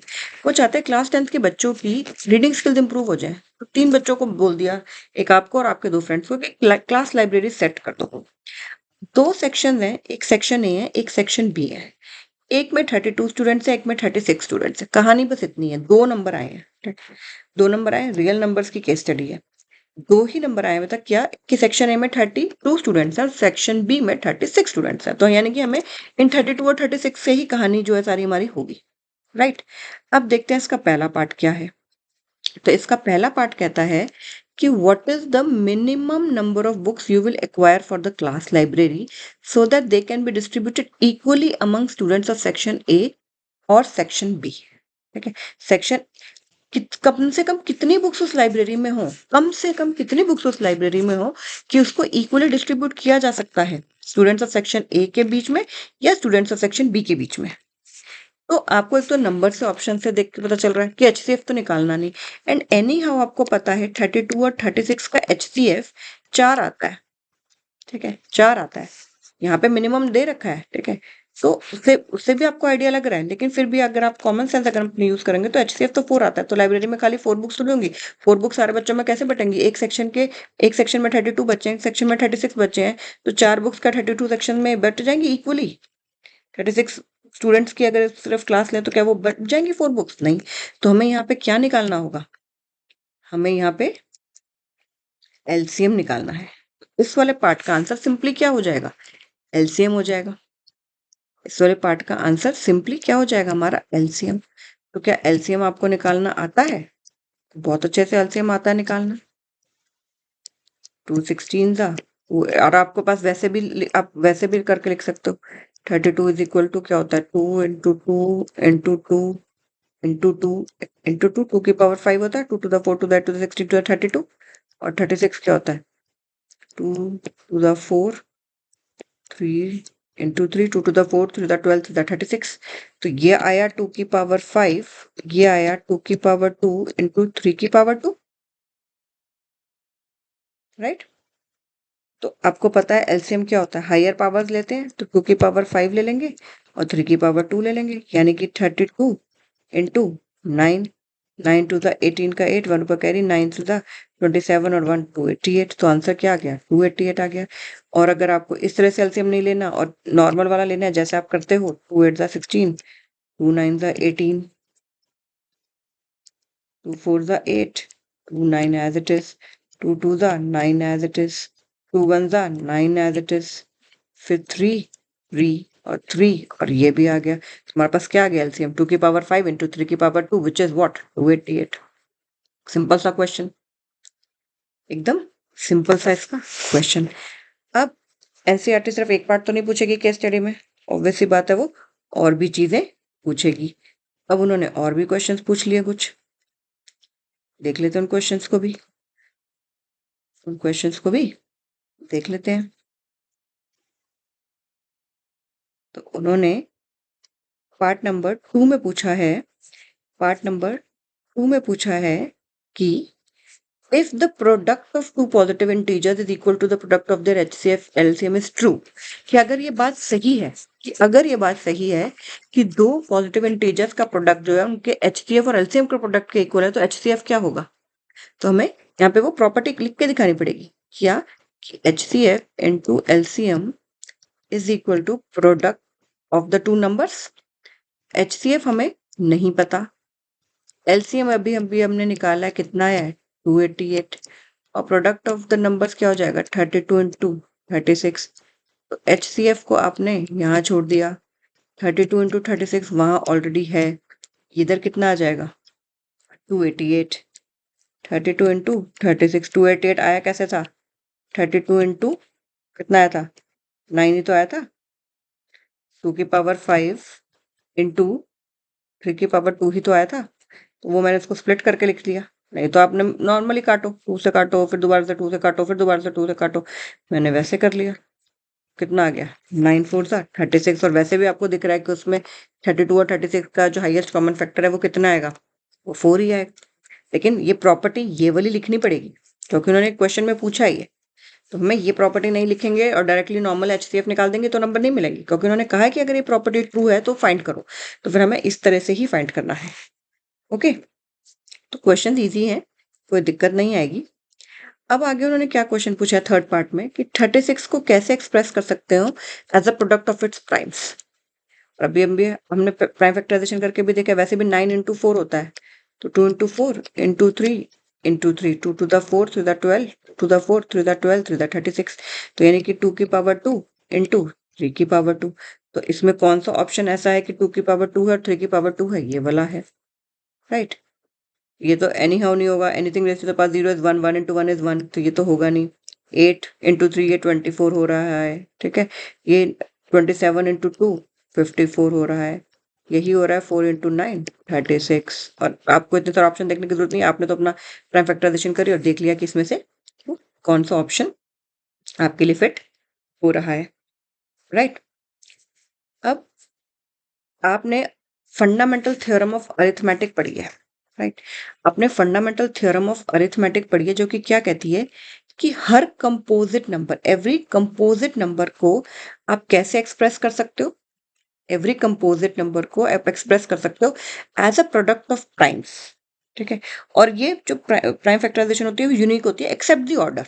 2 into 3 लिख दो या 3 into 2 लिख दो, that doesn't matter. Otherwise her composite number जो है, तो अगर मुझे किसी भी नंबर को प्रूव करना हो, ये हम पहले भी कर चुके हैं, किसी भी नंबर को अगर प्रूव करना हो कि वो कंपोजिट है, तो हम कैसे प्रूव करेंगे? हम सिंपली ये दिखा देंगे कि it can be expressed as a product of primes. क्या दिखा देंगे? That it can be expressed as a product of primes. तो पार्ट नंबर 11 में देखो, 7 into 11 into 13 into 15 plus 15। 7 into 11 into 13 into 15 plus 15 क्या है, उन्होंने पूछा है ये। आप कहोगे कि भाई देखिए हमें तो ये प्राइम भी लग सकता है, लेकिन प्राइम क्यों? क्योंकि 15 भी 3 into 15 3 into 5 होता है, तो हो सकता है ये प्राइम हो। तो इसके लिए मैंने आपको एक मेथड बताया था कि इस मेथड को कैसे करना है, उस मेथड को किस तरह से आपको करना है। क्योंकि इसमें हमने यूज क्या करना है? इसमें हमने यूज करना है फंडामेंटल थ्योरम ऑफ अरिथमेटिक। और जब हम फंडामेंटल थ्योरम ऑफ अरिथमेटिक करेंगे तो हमें सिंपली क्या करना है? इसको प्रूव करना है कि ये क्या है? ये है प्रोडक्ट ऑफ प्राइम्स। ये है प्रोडक्ट ऑफ प्राइम्स। तो अब इसको हम करेंगे कैसे? इसको अब हम करेंगे कैसे? तो ध्यान से देखो, ये मैंने पहले भी कराया। 7 into 11 into 13 into 15। एक टर्म तो पूरी ये है, प्लस 15 एक टर्म पूरी ये है। तो क्या मैं 15 कॉमन ले सकती हूँ? तो ये क्या आ गया? 7 into 11 into 13 प्लस 1 आ गया 15। अब इसको अगर मैं मल्टीप्लाई करूं, 7 into 11 is 77 into 13 plus 1, 15 as it is. 77 को 13 से मल्टीप्लाई कर देते हैं। 3 7 21 का 1, 2 पर कैरी, 3 7 21 प्लस 2 23 7 7। तो ये क्या आ गया? 1 0 और 7 और 2 9 और 10। इतना ही आया ये? एक बार चेक कर लो, क्या इतना ही आया ये?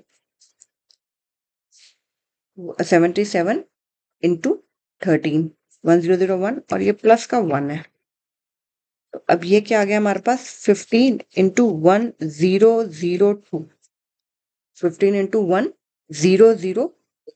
अब आपको 1002 की प्राइम फैक्टराइजेशन करनी है। अब आपको क्या करना है? अब आपको 1002 की प्राइम फैक्टराइजेशन करनी है। अगर आप वो कर दोगे और आप ये दिखा दोगे कि प्रोडक्ट ऑफ प्राइम्स बन रहा है, तो आपका क्वेश्चन सॉल्व हो गया। ठीक है, तो हमारे पास क्या है? याद रखो, 15 into 1002। स्क्रीन में थोड़ा नीचे जाके यहाँ पे सॉल्व कर लेते हैं। हमारे पास आ गया है 15 into 1002 की प्राइम फैक्टराइजेशन अगर हम करेंगे तो हमारे पास देख लेते हैं क्या आ जाएगा।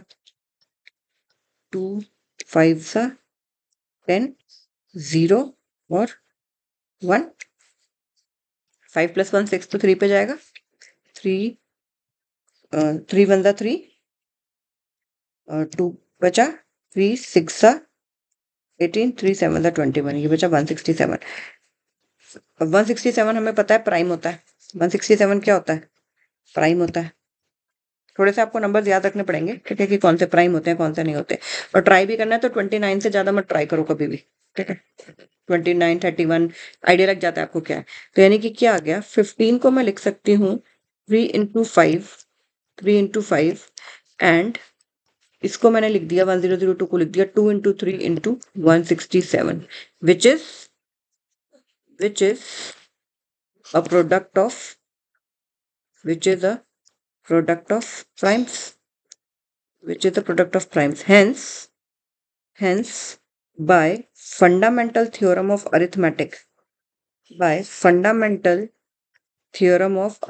आप चाहो तो उसको स्टेट भी कर सकते हो ब्रैकेट में, अदरवाइज कोई बात नहीं। हेंस बाय फंडामेंटल, क्योंकि एक नंबर का होगा एक पार्ट में। Hence bye fundamental theorem of arithmetic, given number क्या हो गया? Given number is a composite number. तो हमने किया क्या? जो आपको क्वेश्चन में दे रखा था, हम उसमें क्या करते हैं? हम उसमें कॉमन ले लेते हैं। उन्होंने दिया था 7 into 11 into 13 into 15 प्लस 15। दो टर्म है, दोनों टर्म में से हमने 15 कॉमन ले लिया। 7 into 11 into 13 प्लस 1 बचा। 15 एज इट इज, इसको सॉल्व किया, मल्टीप्लाई किया तो आया 1001 प्लस 1, सिंपल अलजेब्रा चल रहा है, 1002। इसकी 15 की प्राइम फैक्टराइजेशन की 3 इंटू 5, उसकी हमने प्राइम फैक्टराइजेशन की कितना आया था 2 इंटू 3 इंटू 167। तो ये क्या है, प्रोडक्ट ऑफ, ये क्या है, प्रोडक्ट ऑफ प्राइम्स है। Therefore by fundamental theorem of arithmetic ये क्या हो गया, ये एक कंपोजिट नंबर हो गया। Bye fundamental theorem of arithmetic ये क्या हो गया, एक कंपोजिट नंबर हो गया, सिंपल। ओके, अब इसका एक और पार्ट है जो क्वेश्चन उन्होंने पूछा है। उन्होंने क्या पूछा है, और ये जरूरी नहीं होता कि हमेशा गिवन स्टेटमेंट जो है उसी से रिलेटेड हो, फिर आपसे कुछ नया भी पूछ सकते हैं। जैसे इस यहाँ पे पूछा है, इन्होंने बोला कि अगर p और q पॉजिटिव इंटीजर है, इस तरह से कि p is a b square and q is a square b, जहाँ पे a और b प्राइम नंबर है, तो एलसीएम कितना होगा। एलसीएम तो आपको लेना आता है ना, ये है a b स्क्वायर, ये है q है a स्क्वायर और b, तो एलसीएम क्या होगा, हाइयर पावर्स लेते हैं और सब कुछ लेना होता है, चाहे किसी एक में ना भी हो तब भी। ए की पावर इसमें 1 है, ए की पावर इसमें 2 है, तो ए की पावर इसमें कितनी हो जाएगी 2, बी की पावर इसमें 2 है, बी की पावर इसमें 1 है, तो हाइयर पावर कितनी हो जाएगी बस। ठीक है, और इतना हमारा आंसर। अगर एक में सी होता और एक में सी नहीं भी होता, एक में मान लो सी स्क्वायर है, एक में सी है ही नहीं, तो सी स्क्वायर भी लेते, ये हम बहुत डिटेल में कर चुके हैं। तो एलसीएम हमारा कितना आ जाएगा, ए स्क्वायर बी स्क्वायर, यानी कि ऑप्शन नंबर बी, यानी कि ऑप्शन नंबर बी। ओके, तो इस तरह के क्वेश्चंस जो हैं, केस स्टडीज जो है वो आती रहती हैं और हम इस तरह के क्वेश्चंस करते भी रहेंगे। एंड मैं बार बार यही बोलती हूँ कि आप जितना हाथ से करेंगे मैथ्स, उतना आपको मैथ्स जो है वो अच्छे से समझ आएगा।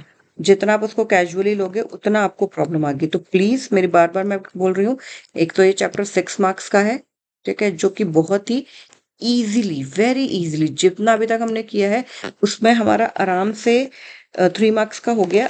बेसिकली अब हमारा जो रैशनलाइजेशन जो है कि प्रूव करो रूट 2 एक इरेशनल है या रूट 3 एक इरेशनल है, 3 नंबर का हमारी तैयारी हो चुकी है, क्योंकि हमने काफी ज्यादा क्वेश्चंस कर लिए हैं। उतने में ही हमारा जो भी क्वेश्चन आएगा हम कर पाएंगे, जितने जितने अभी तक हमने प्रैक्टिस किया है उसमें से हम जो भी क्वेश्चन आएगा 3 नंबर का हम वो कर पाएंगे, 1 नंबर का प्लस एक 2 नंबर का। जो 3 नंबर के क्वेश्चन आते हैं जनरली जनरली वो इस तरह के आते हैं कि रूट 2 को प्रूव करो इरेशनल, रूट 3 को प्रूव करो इरेशनल, रूट 5 प्रूव करो इरेशनल, या 2 प्लस रूट 3 को करो इरेशनल, अगर गिवन है रूट 3 इरेशनल है तो, एंड सो ऑन। एंड जो कि बहुत ईजी है और हम उसके बारे में भी हम बात जो है वो करेंगे। तो साथ साथ प्रैक्टिस करते रहिए and do subscribe to the channel, share with your friends also. Okay, bye. Hello students, हम लोग क्लास 10th का चैप्टर नंबर 1 कर रहे हैं एंड उसमें हमने काफी सारे क्वेश्चंस कर लिए जो बोर्ड में एग्जाम्स में आए हुए हैं। अभी तक इतने सारे क्वेश्चन हमने उससे रिलेटेड कर लिए हैं। अब आपको एचसीएफ एलसीएम वाला जो कॉन्सेप्ट है वो आपको बहुत अच्छे से समझ आ गया होगा, किस तरह से उसमें लॉजिकली हमें क्वेश्चंस को बेसिकली जो अभी तक जितना भी मैंने पढ़ाया आपको समझ आया होगा। वो तो समझ आने से क्या होता है, थोड़ा बहुत भी क्वेश्चन घुमा के आएगा तो भी आपको समझ आ जाएगा कि कैसे करना है, क्योंकि हमने इतने सारे क्वेश्चन डिस्कस कर लिए अभी तक that you can easily score 6 out of 6 marks in this chapter. ठीक है, और अभी हमारा बस एक पार्ट रह गया, वो कौन सा है, जो मैंने आपको कल भी बताया था, इरेशनल वाला पार्ट, क्योंकि अभी तक मैं चाह रही हूँ जो हमारा 3 मार्क का है वो कंप्लीटली अच्छे से हो जाए। फिर उसके बाद हम लोग क्या करेंगे, उसके बाद हम लोग अच्छे से इरेशनल वाला पार्ट करेंगे, रूट 2 को इरेशनल प्रूव करना, रूट 3 को इरेशनल प्रूव करना। उससे पहले हम एक दो जो है स्टेटमेंट्स हम और देखते हैं। तो ये एनसीईआरटी, ये जो सीबीएसई है उन्होंने ये क्वेश्चन दिया हुआ है, और वो ये क्वेश्चन क्या कहता है, केस स्टडी है, कहते हैं a seminar is being conducted by an educational organisation. एक सेमिनार कंडक्ट कर रहे हैं where where the participants will be educators of different subjects. कौन पार्टिसिपेट करेगा, teachers of different subjects. Educators मतलब जो लोगों को एजुकेट करें, यानी कि एक तरह से जो पढ़ाते हैं, कुछ एजुकेशन देते हैं। डिफरेंट सब्जेक्ट्स के एजुकेटर्स यानी कि डिफरेंट सब्जेक्ट के टीचर्स मान लीजिए आप, वो उसमें पार्टिसिपेट करेंगे। और जो नंबर ऑफ पार्टिसिपेंट्स हैं, जो नंबर ऑफ पार्टिसिपेंट्स हैं हिंदी के, इंग्लिश के और मैथमेटिक्स के, वो कितने हैं, 60, 84 एंड 108 रिस्पेक्टिवली। कल भी हमने केस स्टडी की थी, बहुत अच्छे से समझी थी उसे, ये सीबीएसई की वेबसाइट पर ही है। तो जो नंबर ऑफ पार्टिसिपेंट्स हैं हिंदी के, इंग्लिश के और मैथमेटिक्स के, यानी कि नंबर ऑफ एजुकेटर्स यानी कि नंबर ऑफ टीचर्स, हिंदी के टीचर्स कितने हैं, हिंदी के कितने हैं 60, इंग्लिश के कितने हैं 84 और मैथ्स के कितने हैं 108। ये एजुकेटर्स और ये पार्टिसिपेंट्स हैं। ठीक है, क्योंकि सेमिनार हो रहा है टीचर्स के लिए, वो सेमिनार हो रहा है। अब ध्यान से देखना क्वेश्चन क्या पूछा है, क्वेश्चन क्या पूछा है, क्वेश्चन में वो कहते हैं, इतनी बस सिर्फ हमें कहानी क्या बताई कि एक सेमिनार हो रहा है, सेमिनार में हिंदी के 60 टीचर्स, इंग्लिश के 84 टीचर्स, मैथ्स के 108 टीचर्स, ये बात बता दी। अब क्या कहते हैं वो, अब कहते हैं कि in each room the same number of participants are to be seated. ये कल भी बिल्कुल ऐसा ही क्वेश्चन था, कल भी बिल्कुल ऐसा ही क्वेश्चन था, आज भी हम ऐसा ही क्वेश्चन कर रहे हैं, तो आपको ये क्वेश्चन अच्छे से समझ आ जाएगा, राइट। कहते हैं कि in each room the same number of participants are to be seated. हर रूम में इक्वल, जितने एक रूम में पार्टिसिपेंट्स है उतने ही पार्टिसिपेंट्स दूसरे रूम में भी होने चाहिए। जितने हर रूम में इक्वल नंबर ऑफ पार्टिसिपेंट्स, यानी कि अगर एक रूम में 10 टीचर को बिठा रहे हैं तो हर रूम में 10 टीचर को बिठाना है। जस्ट एक रैंडम एग्जांपल, अभी हम देखेंगे कितना होगा। तो क्या बोलते हैं, and all of them being the same subject. अगर आपने कल वाली वीडियो मेरी देखी थी और उसको साथ साथ क्वेश्चन को किया था, तो आप 1 मिनट में, जब तक मैं बोल रही हूँ तब तक तो आप उसको पहला पार्ट निकाल भी दोगे, ठीक है। क्या बोला कि हर रूम में सेम नंबर ऑफ पार्टिसिपेंट्स को बिठाना है और सारे के सारे एक ही सब्जेक्ट होने चाहिए। Hence, maximum number of participants that can be accommodated in each room are। तो यहाँ पे देखो, आपको मैंने क्या बताया, मैं हमेशा HCF क्या होता है, HCF क्या होता है, सबसे छोटा नंबर होगा या उससे भी कम होगा, सबसे छोटा नंबर होगा या उससे कम होगा। ओके, यहाँ पे 60 है तो 60 होगा या 60 से कम ही होगा, और हमें दिख रहा है कि 60 से कम ही आएगा HCF। LCM क्या होता है, सबसे बड़ा नंबर या उससे बड़ा नंबर ही होगा, ये बात बताई थी। HCF हमेशा सबसे छोटा नंबर या उससे छोटा ही होगा, जबकि LCM जो होता है सबसे बड़ा नंबर जो है वो या उससे भी बड़ा, ये बात बताई थी। और उन्होंने तो अब आपको क्वेश्चन में, पिछले क्वेश्चन में वहां पे मिनिमम वर्ड दे रखा था, तो आप सब बच्चे, मैंने आपको क्या बताया था कि मिनिमम नंबर ऑफ तो रूम्स दे रखे हैं, नॉट टीचर्स। तो हमें यहाँ पे क्या निकालना है, कल वाली वीडियो में बहुत अच्छे से मैंने बताया था। तो यहाँ पे हमें बेसिकली निकालना क्या है, यहाँ पे हमें निकालना है HCF। यहाँ पे हमें क्या निकालना है, HCF, क्योंकि एक कॉमन फैक्टर आ जाएगा, HCF आ जाएगा। कल वाली वीडियो में भी आप एक बार प्लीज, मेरी रिक्वेस्ट है, कल वाली वीडियो जरूर देखिएगा, कल वाली वीडियो जरूर देखिएगा, उसमें आपको बहुत अच्छे से समझ आएगा कि क्यों हमें HCF निकालना है। मिनिमम नंबर ऑफ रूम्स, अगले क्वेश्चन में जैसे बोला मिनिमम नंबर ऑफ रूम्स, लेकिन ये जो हमें ये जो 60, 84 है, 108, ये तो टीचर्स है ना, ये रूम्स थोड़ी है, ये तो टीचर्स हैं। जब टीचर्स निकल जाएंगे तब हम बता पाएंगे, अगर हमें ये पता चल जाए कि एक रूम में कितने टीचर्स बिठाने हैं, और ये भी हमें पता है कि टोटल नंबर ऑफ टीचर्स कितने हैं, तो टोटल नंबर ऑफ टीचर्स को एक नंबर में जितने टीचर्स बिठाने हैं उससे डिवाइड करेंगे तभी तो रूम्स आएंगे। तो उससे पहले हमें ये तो पता चले कि हमें एक रूम में कितने टीचर्स को बिठाने हैं, मैक्सिमम नंबर ऑफ पार्टिसिपेंट जो कि एक रूम में अकोमोडेट हो सकता है, वो क्या होगा, HCF होगा। एलसीएम तो ऑब्वियसली नहीं हो सकता, क्यों, क्योंकि एलसीएम या तो 108 होगा या उससे बड़ा ही होगा, या तो 108 होगा या उससे बड़ा होगा। 108 रूम थोड़ी देंगे इतने से टीचर्स के लिए, ठीक है। तो अब इसका HCF निकालना है, तो इसका क्या निकालना है हमें, HCF। तो HCF निकाल देते हैं। HCF आपको निकालना आता है, कैसे निकालेंगे, एक आपके पास है 60 की प्राइम फैक्टराइजेशन करेंगे तो क्या आएगा, 2 2 द 4 3 द 12 5 द 60। एक आपके पास क्या है 84, 2 2 द 4, कितना बचा, 12 इंटू 7 होता है ना, 3 इंटू 7। और अगला क्या है, 108 था, मैथ्स के टीचर्स 108 थे। 2 इनकी प्राइम फैक्टराइजेशन हम कर लेना, नहीं भी आती हो तो आपको पता है कैसे करते हैं। 108, ये 2 आया, 54 आया, 27 आया, 3 9 सा 27 आया, 3 3 सा 9 आया, 3 1 सा 3 आया, तो कितना आ गया, 2 इंटू 2 इंटू 3 इंटू 3 इंटू 3। अब HCF क्या होता है, HCF क्या होता है, वो तो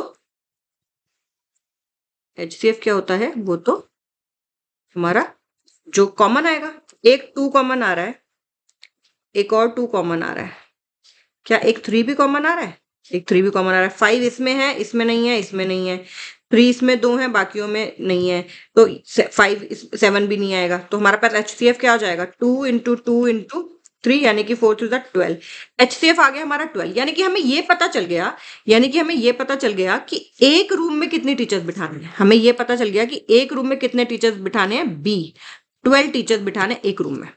याद रखना, जब इस तरह का हो कि इतने सारे बहुत सारे टीचर्स दे रखे हो और आपको रूम्स निकालने हैं, तो ऑब्वियसली आप हर एक टीचर को इंडिविजुअल रूम तो नहीं दोगे, ठीक है। सेमिनार है तो एक ऑब्वियसली एक सब्जेक्ट का ही एक सेमिनार हो रहा होगा रूम में, तो किस हिसाब से करेंगे, तो फिर वहां पे HCF निकलेगा। HCF आया 12, HCF हमारा कितना आ गया, 12।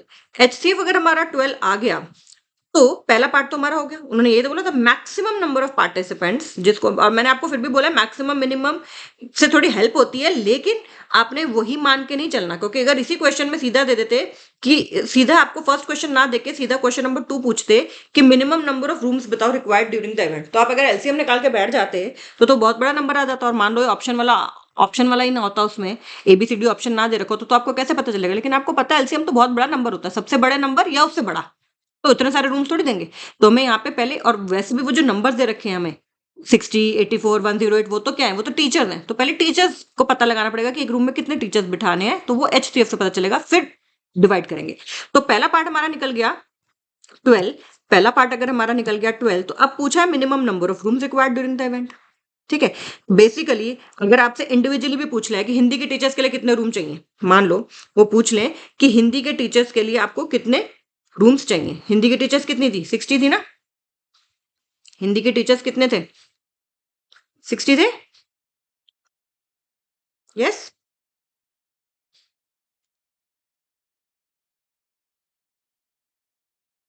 हिंदी के टीचर्स 60 थे, इंग्लिश के 84, मैथ्स के 108। अगर वो आपसे इंडिविजुअली भी पूछ ले, मान लो रूम कि हिंदी के टीचर्स के लिए कितने आपको चाहिए, तो 60 टीचर्स हैं, एक रूम में 12 टीचर्स को बिठाना है, तो उन हिंदी के टीचर्स के लिए कितने रूम्स चाहिए। अगर ये क्वेश्चन बाय चांस पूछ लें कि सिर्फ हिंदी के टीचर्स के लिए बताओ कितने रूम्स चाहिए, rooms for Hindi teachers, rooms for Hindi educators, तो कितने आ गए, 5। सिमिलरली इंग्लिश के एजुकेटर्स के लिए कितने चाहिए होंगे, इंग्लिश के एजुकेटर्स कितने थे, 84 थे, डिवाइडेड बाय 12, तो 7 रूम्स चाहिए उनके लिए। सिमिलरली मैथ्स के लिए कितने चाहिए, मैथ्स 108, और 12 से डिवाइड करेंगे तो 9, तो उनके लिए 9 रूम्स चाहिए। तो टोटल रूम्स कितने चाहिए, 5 + 7 12, 12 + 9 21 रूम्स टोटल चाहिए। ये तो अगर आपको अलग अलग पूछा होता, ठीक है, तो आप ऐसे और ऐसे भी निकाल सकते हैं। सेकंड पार्ट के लिए भी ऐसे निकाल सकते हैं, 5 रूम चाहिए इनके लिए, 7 रूम चाहिए इनके लिए, 9 रूम चाहिए इनके लिए, टोटल 21 रूम चाहिए, आ गए। अगर आपको दे रखा होता कि किसी इंडिविजुअल सब्जेक्ट के लिए भी अगर पूछ लिया होता कि भाई सिर्फ मैथ्स के लिए बताओ, मैथ्स के टीचर्स के लिए कितने रूम्स मिलेंगे, कितने रूम्स में उनको बिठाया जाएगा सेमिनार अटेंड करने के लिए, तो आप इस तरह से निकाल सकते थे। बट इन्होंने तो यहाँ पे तो हम ये तरीका तो कर ही सकते हो जो अभी बताया, ये तरीका तो आप डेफिनेटली कर सकते हो कि सब्जेक्ट वाइज निकाल दिया, लेकिन उससे भी अच्छा तरीका कर लेते हम। उससे भी हम अगर अच्छा एक तरीका कर लें कि हम सारे टीचर्स को ही प्लस कर लें, हमें यही तो पता लगाना है कि कितने रूम्स चाहिए, यही तो पता लगाना है हमें कितने रूम्स चाहिए। तो हम क्या कर सकते हैं, टोटल नंबर ऑफ टीचर्स निकाल लो। टोटल नंबर ऑफ टीचर्स आपने निकाल ली, वो कितने आ जाएंगे, 60 + 84 + 108, 8 और 4 2, 1 ऊपर कैरी, 8 6 14, 15 का 5, 1 ऊपर कैरी, 252। तो टोटल टीचर्स हो गए 252, ये तो हो गए teachers. And number of teachers जो कि to be seated in one room कितने हैं, number of teachers to be seated in one room कितने हैं, अभी अभी हमने निकाला था फर्स्ट पार्ट में 12, यही है ना, number of teachers to be seated in one room is 12। तो हमारे पास नंबर ऑफ रूम्स कितने आ जाएंगे, टोटल टीचर्स 252 हैं, टोटल टीचर्स 252 हैं, तो नंबर ऑफ रूम्स कितने आ जाएंगे, 252 डिवाइडेड बाय 12, राइट। 3 4 ज़ा 12, 3 6 ज़ा 24, 3 4 ज़ा 12, 3 4 ज़ा, सही आएगा, गड़बड़ कर दी कुछ, 3 4 ज़ा 12, 3 8 ज़ा, सॉरी मैं एक को 4 से काट रही हूँ, एक को 3 से काट रही हूँ, 3 8 ज़ा 24 एंड 3 4 ज़ा 12, 3 4 ज़ा 12, तो ये कितना आ गया 21, वही आया था ऐसे जैसे ऊपर भी निकाला था। अगर क्वेश्चन में अलग अलग भी दे दें, क्वेश्चन में अगर अलग अलग भी दे दें, पार्ट बना दें कि भाई आप सिर्फ हिंदी के टीचर्स के लिए बताओ कितने रूम्स लगेंगे सेमिनार अटेंड करने के लिए, कितने रूम लगेंगे सिर्फ किसके लिए, सिर्फ मैथ्स के टीचर्स के लिए, तो भी आप इसको इजीली बता सकते हो। ओके, अब इसी में ही इसी केस स्टडी के और भी क्वेश्चन दे रखे हैं। फिर उन्होंने क्या पूछा है, क्वेश्चन नंबर 3 में उन्होंने पूछ लिया अब एलसीएम बताओ भी 60, 84 एंड 108 का कितना आ रहा है।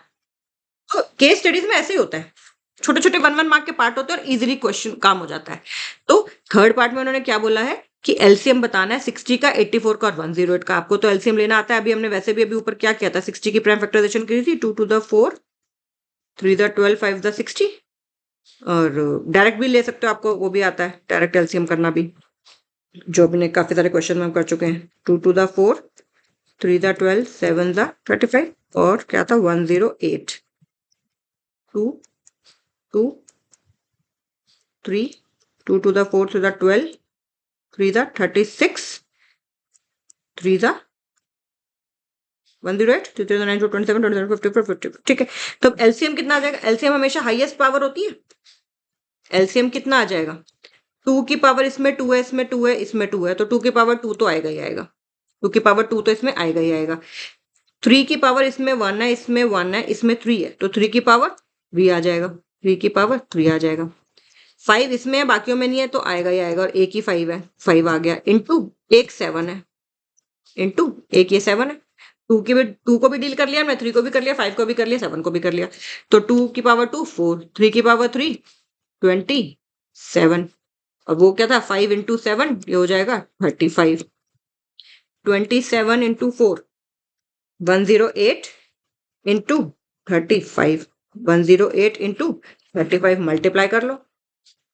108 को 35 से मल्टीप्लाई कर लेते हैं। 5 8 40 का 0 4, 5 1 5, 3 8 24 का 4 2, 3 1 3, कितना आ गया 0 8 7 3, 3780 ऑप्शन आ गया, ऑप्शन नंबर ए 3780। एलसीएम निकालना है सिंपल सा, एलसीएम निकालना है सिंपल सा।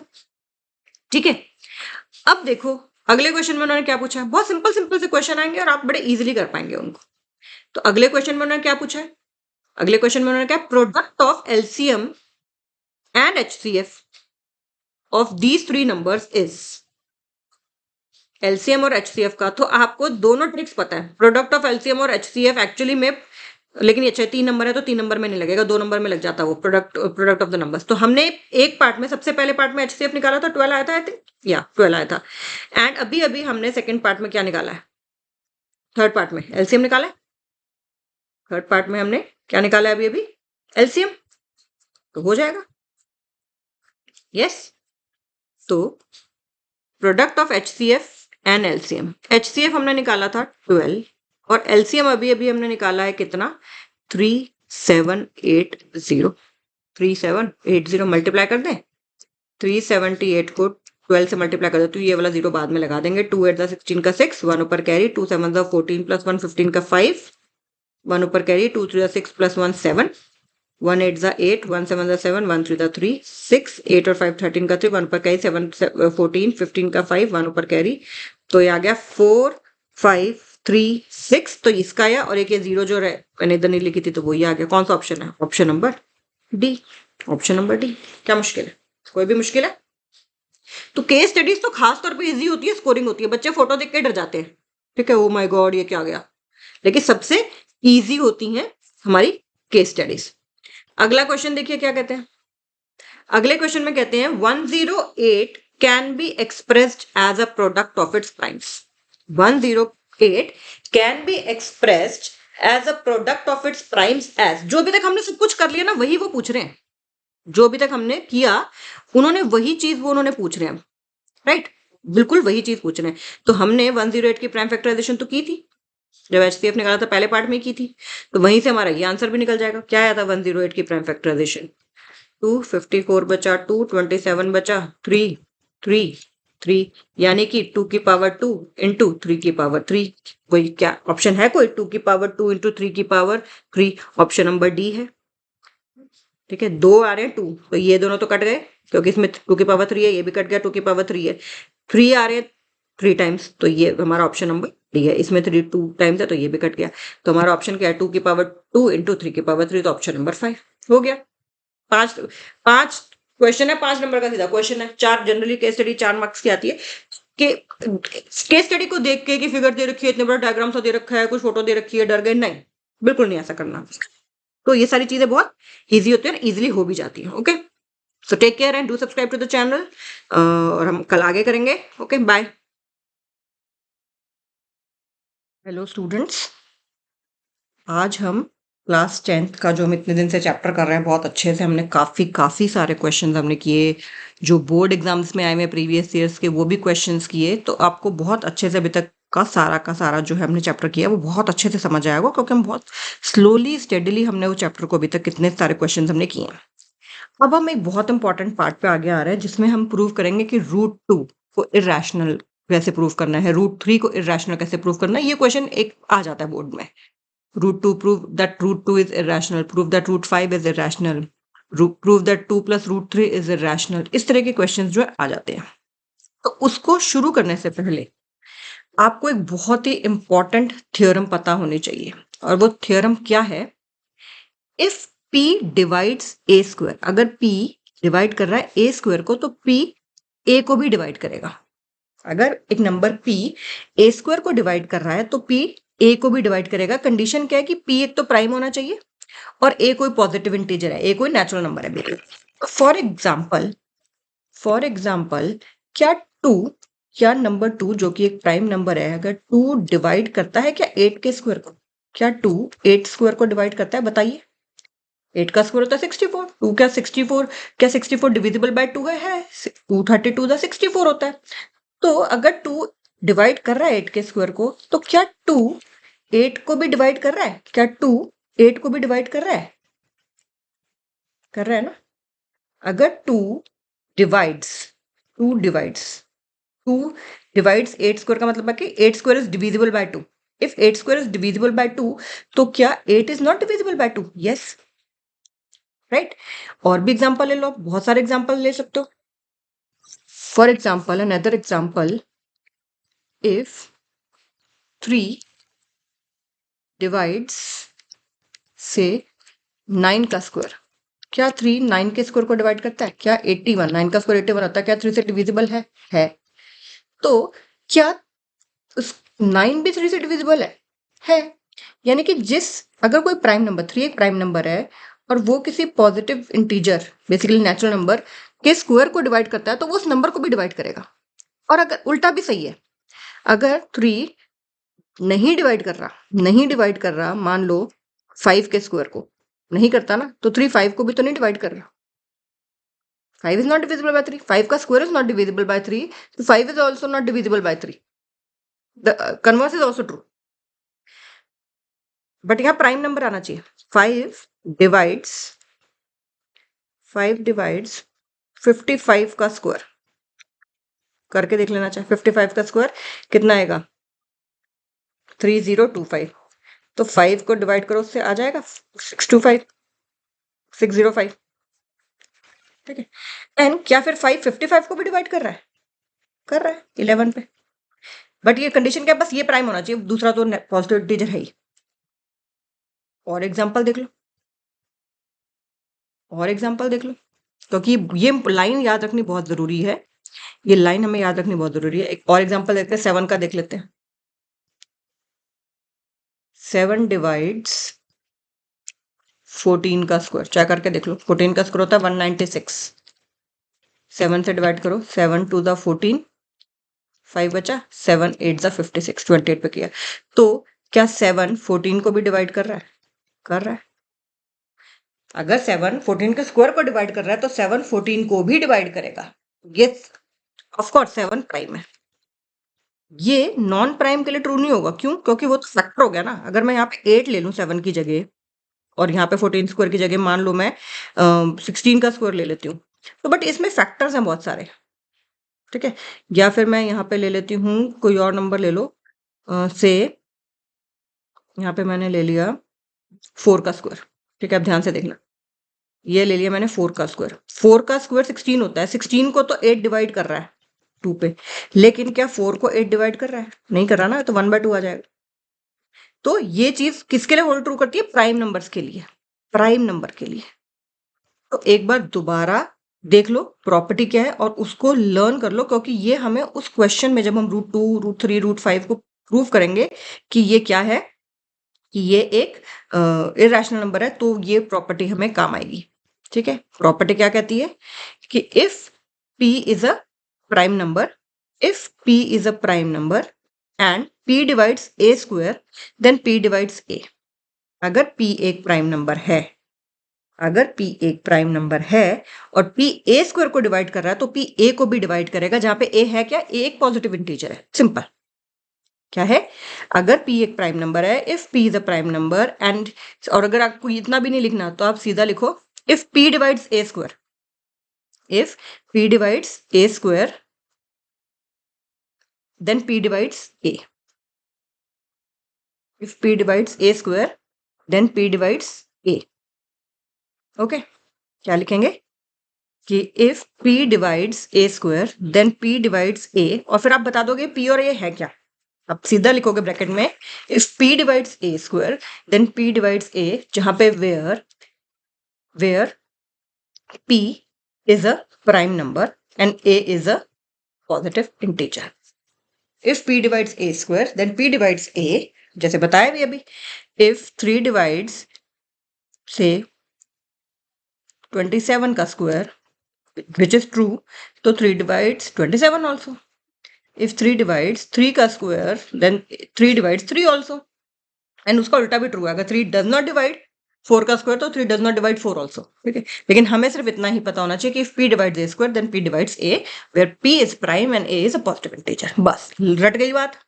p अगर a को डिवाइड a स्क्वायर को डिवाइड करा तो p a को भी डिवाइड करेगा जहां पे p प्राइम नंबर है और a पॉजिटिव इंटीजर है. अब देखिए अपना असली जो हमारा क्वेश्चन आता है, अब हमें उसको प्रूव करना है कि √2 जो है प्रूव करेंगे हम. क्वेश्चन है कि प्रूव करो, क्वेश्चन है कि प्रूव करो, प्रूव दैट √2 इज इररेशनल. अब एक मेथड जो बड़ी क्लासेस में से आप धीरे धीरे और भी मेथड होते हैं प्रूव करने के किसी चीज को, तो अब हम एक मेथड शुरू से प्रूव करेंगे जिसको बोलते हैं कॉन्ट्राडिक्शन मेथड. कॉन्ट्राडिक्शन, कॉन्ट्राडिक्शन मतलब हम उससे उल्टा मान लेंगे. इसको हम कैसे प्रूव करेंगे? By contradiction method. उसमें होता क्या है, हम उल्टा मान लेंगे कि ये हमें प्रूव करना इररेशनल है, तो हम क्या मान के चलेंगे कि ये रैशनल है. हमें प्रूव जब करना है कि ये इररेशनल है तो हम इसका उल्टा मान लेंगे कि ये रैशनल है, और फिर चलते जाएंगे चलते जाएंगे चलते जाएंगे चलते जाएंगे एंड फिर फाइनली हम देखेंगे कि कुछ अलग बात आ गई, कॉन्ट्राडिक्टरी बात आ गई जो नेचुरल लॉजिक से कॉन्ट्राडिक्ट कर रही है. तो फिर जब कॉन्ट्राडिक्ट कर रही है तो फिर हम कहेंगे क्या कि जो हमने माना था ना वही गलत है, कि जो हमने माना था वही गलत है. कॉन्ट्राडिक्शन कैसे वर्क करता है, हम पहले तो कह देंगे कि ये रैशनल है, हमें प्रूव करना इररेशनल है, हम कहेंगे ये तो रैशनल है, फिर चलते जाएंगे रैशनल की डेफिनेशन लगा देंगे, रैशनल है तो रैशनल की डेफिनेशन लगा देंगे, फिर स्क्वायर स्क्वायर करेंगे, जो भी मेथड अभी मैं बताऊंगी वो करते जाएंगे करते जाएंगे करते जाएंगे, बट लास्ट में कहीं ऐसी जगह पहुंच जाएंगे कि वो हमारे नेचुरल लॉजिक्स को कॉन्ट्राडिक्ट कर देगा, तो फिर हम कहेंगे नहीं नहीं भाई ये तो नहीं हो सकता. तो इसका मतलब क्या है, जो हमने माना था वो गलत है, हमने माना था √2 रैशनल है तो वो गलत है and hence √2 is irrational. Contradiction का मेथड ऐसे काम करता है. ओके, तो अब हम प्रूव कैसे करेंगे. अब ध्यान से देखिए, हम इसको एज्यूम कर लेंगे कि लेट √2 बी क्या रैशनल, लेट √2 भी रैशनल, हमने उल्टा मान लिया. ठीक है, देयरफॉर इसीलिए मैं इसको p/q की फॉर्म में लिख रही हूं. राइट, क्यों? क्योंकि रैशनल नंबर की डेफिनेशन अभी तक हमने 100 बार पढ़ ली है, 100 क्या 200 बार ही बोल दिया होगा अभी तक मैंने कि रैशनल नंबर की डेफिनेशन क्या होती है, p/q की, जो नंबर p/q की फॉर्म में होते हैं जहां p एंड q इंटीजर्स होते हैं, q नॉट इक्वल टू 0 होता है. मैंने क्या बोला कि √2 is equal to p/q and p and q जो है वो क्या है, को प्राइम है, मतलब इसको और ज्यादा कट नहीं हो सकते. अब ये इन दोनों में कोई कॉमन फैक्टर नहीं है. को प्राइम का मतलब, या फिर आप इसको को प्राइम नहीं लिखना चाहते हो वर्ड तो आप लिखो, इसको आप लिखो कि लोएस्ट टर्म्स में. को प्राइम लिखोगे तो कोई प्रॉब्लम नहीं है. ठीक है, p and q are in lowest terms. Lowest terms का मतलब होता है कि इसमें कोई फैक्टर कॉमन नहीं है. को प्राइम का मतलब भी होता है कि इनमें और कोई फैक्टर एक्सेप्ट 1 कोई कॉमन फैक्टर नहीं है. तो हमने क्या माना, √2 is equal to p/q where p and q are integers and p and q are in lowest terms. ठीक है, अब हमने क्या किया, अब देखो बहुत हमने सबसे पहले क्या माना, √2 रैशनल है. हमने मान लिया कि √2 क्या है, रैशनल है. कॉन्ट्राडिक्टरी स्टेटमेंट हमने मान ली.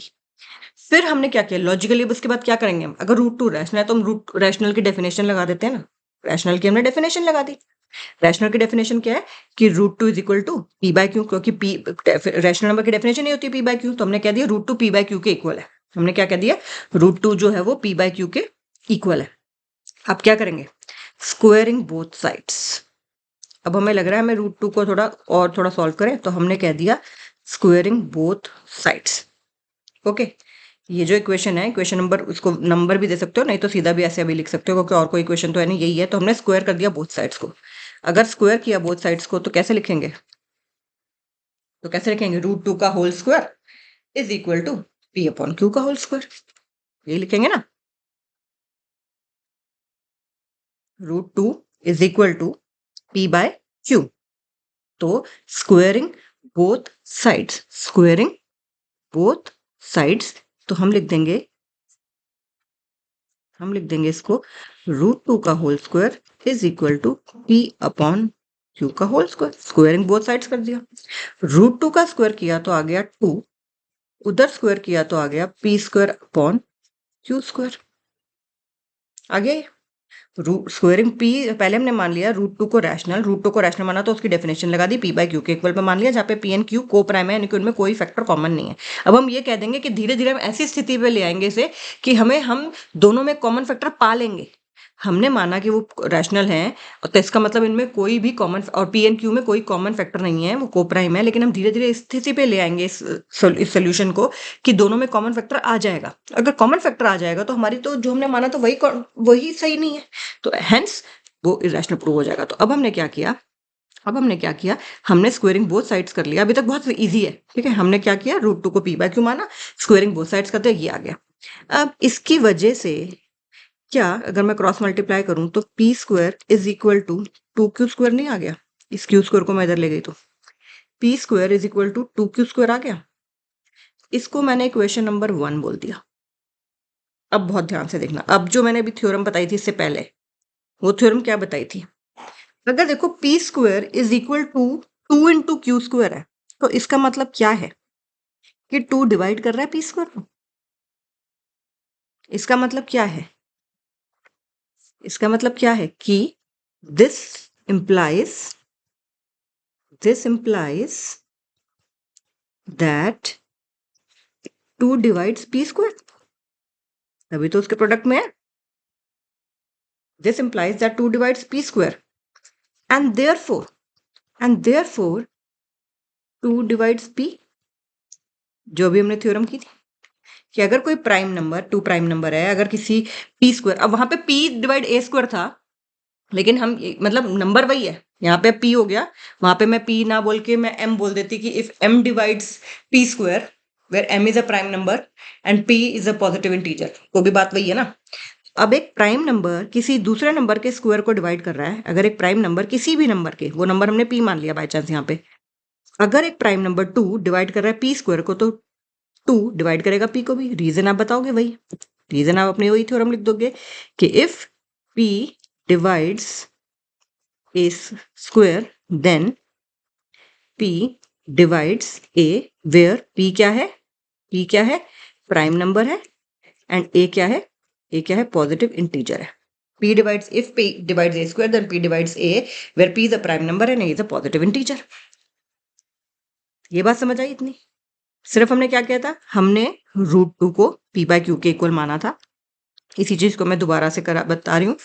हमने √2 को p बाय q के इक्वल माना, जहां पे इन दोनों में हमने मान लिया कि ये लोएस्ट टर्म्स में है, इनमें कोई कॉमन फैक्टर नहीं है except one, p and q are in lowest terms, यानी कि p and q are coprime. फिर हमने स्क्वेयरिंग बोथ साइड्स कर दिया, तो √2 का square is equal to p by q का होल स्क्वायर आ गया।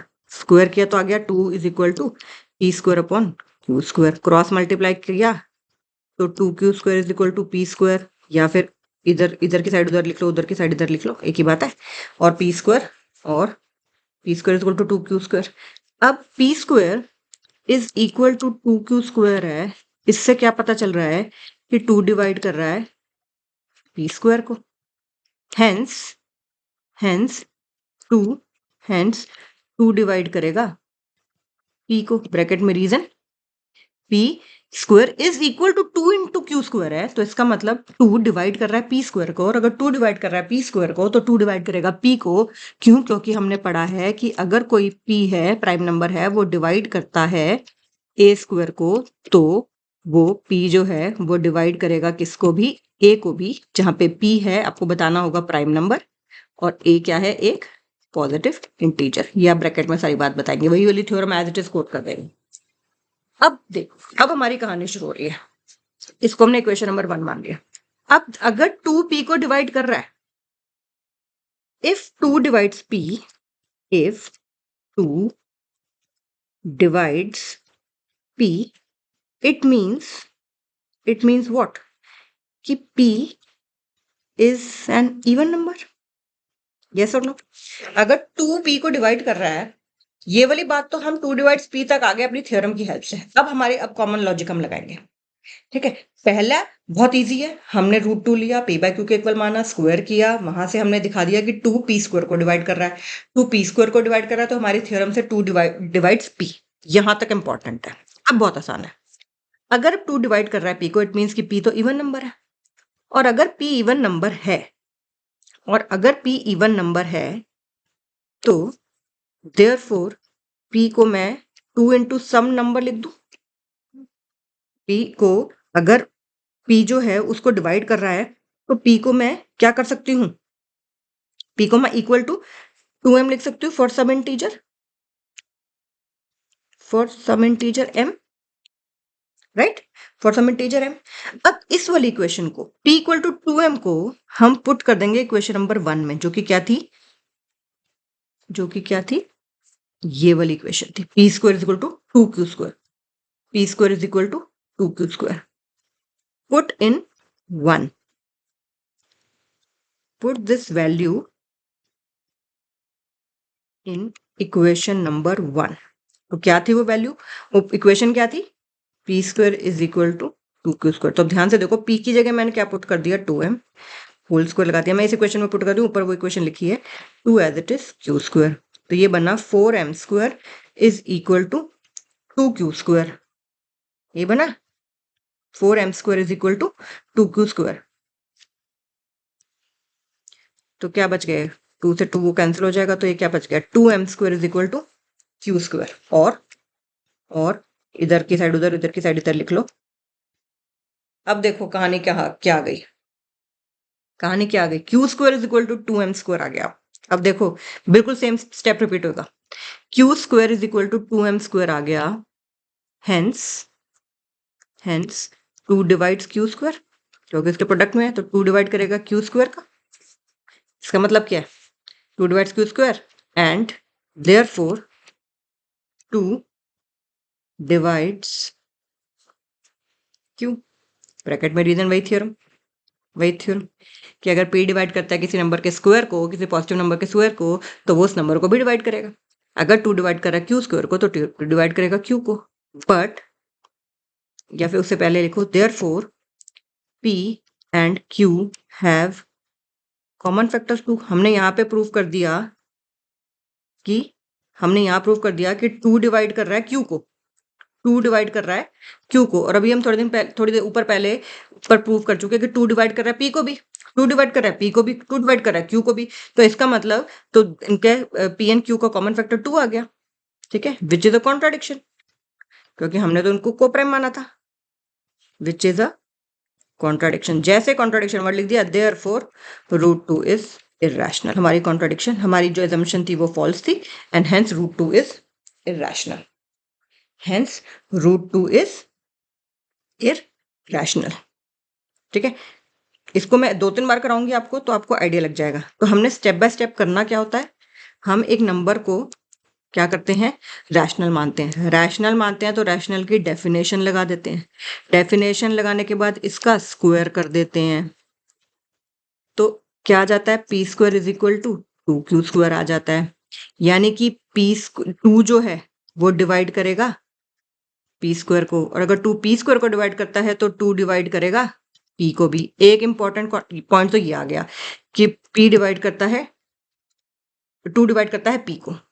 अब अगर 2 डिवाइड करता है p को, तो देयरफॉर p क्या है, इवन नंबर है, तो मैं p को लिख सकती हूँ 2 into m for some integer m।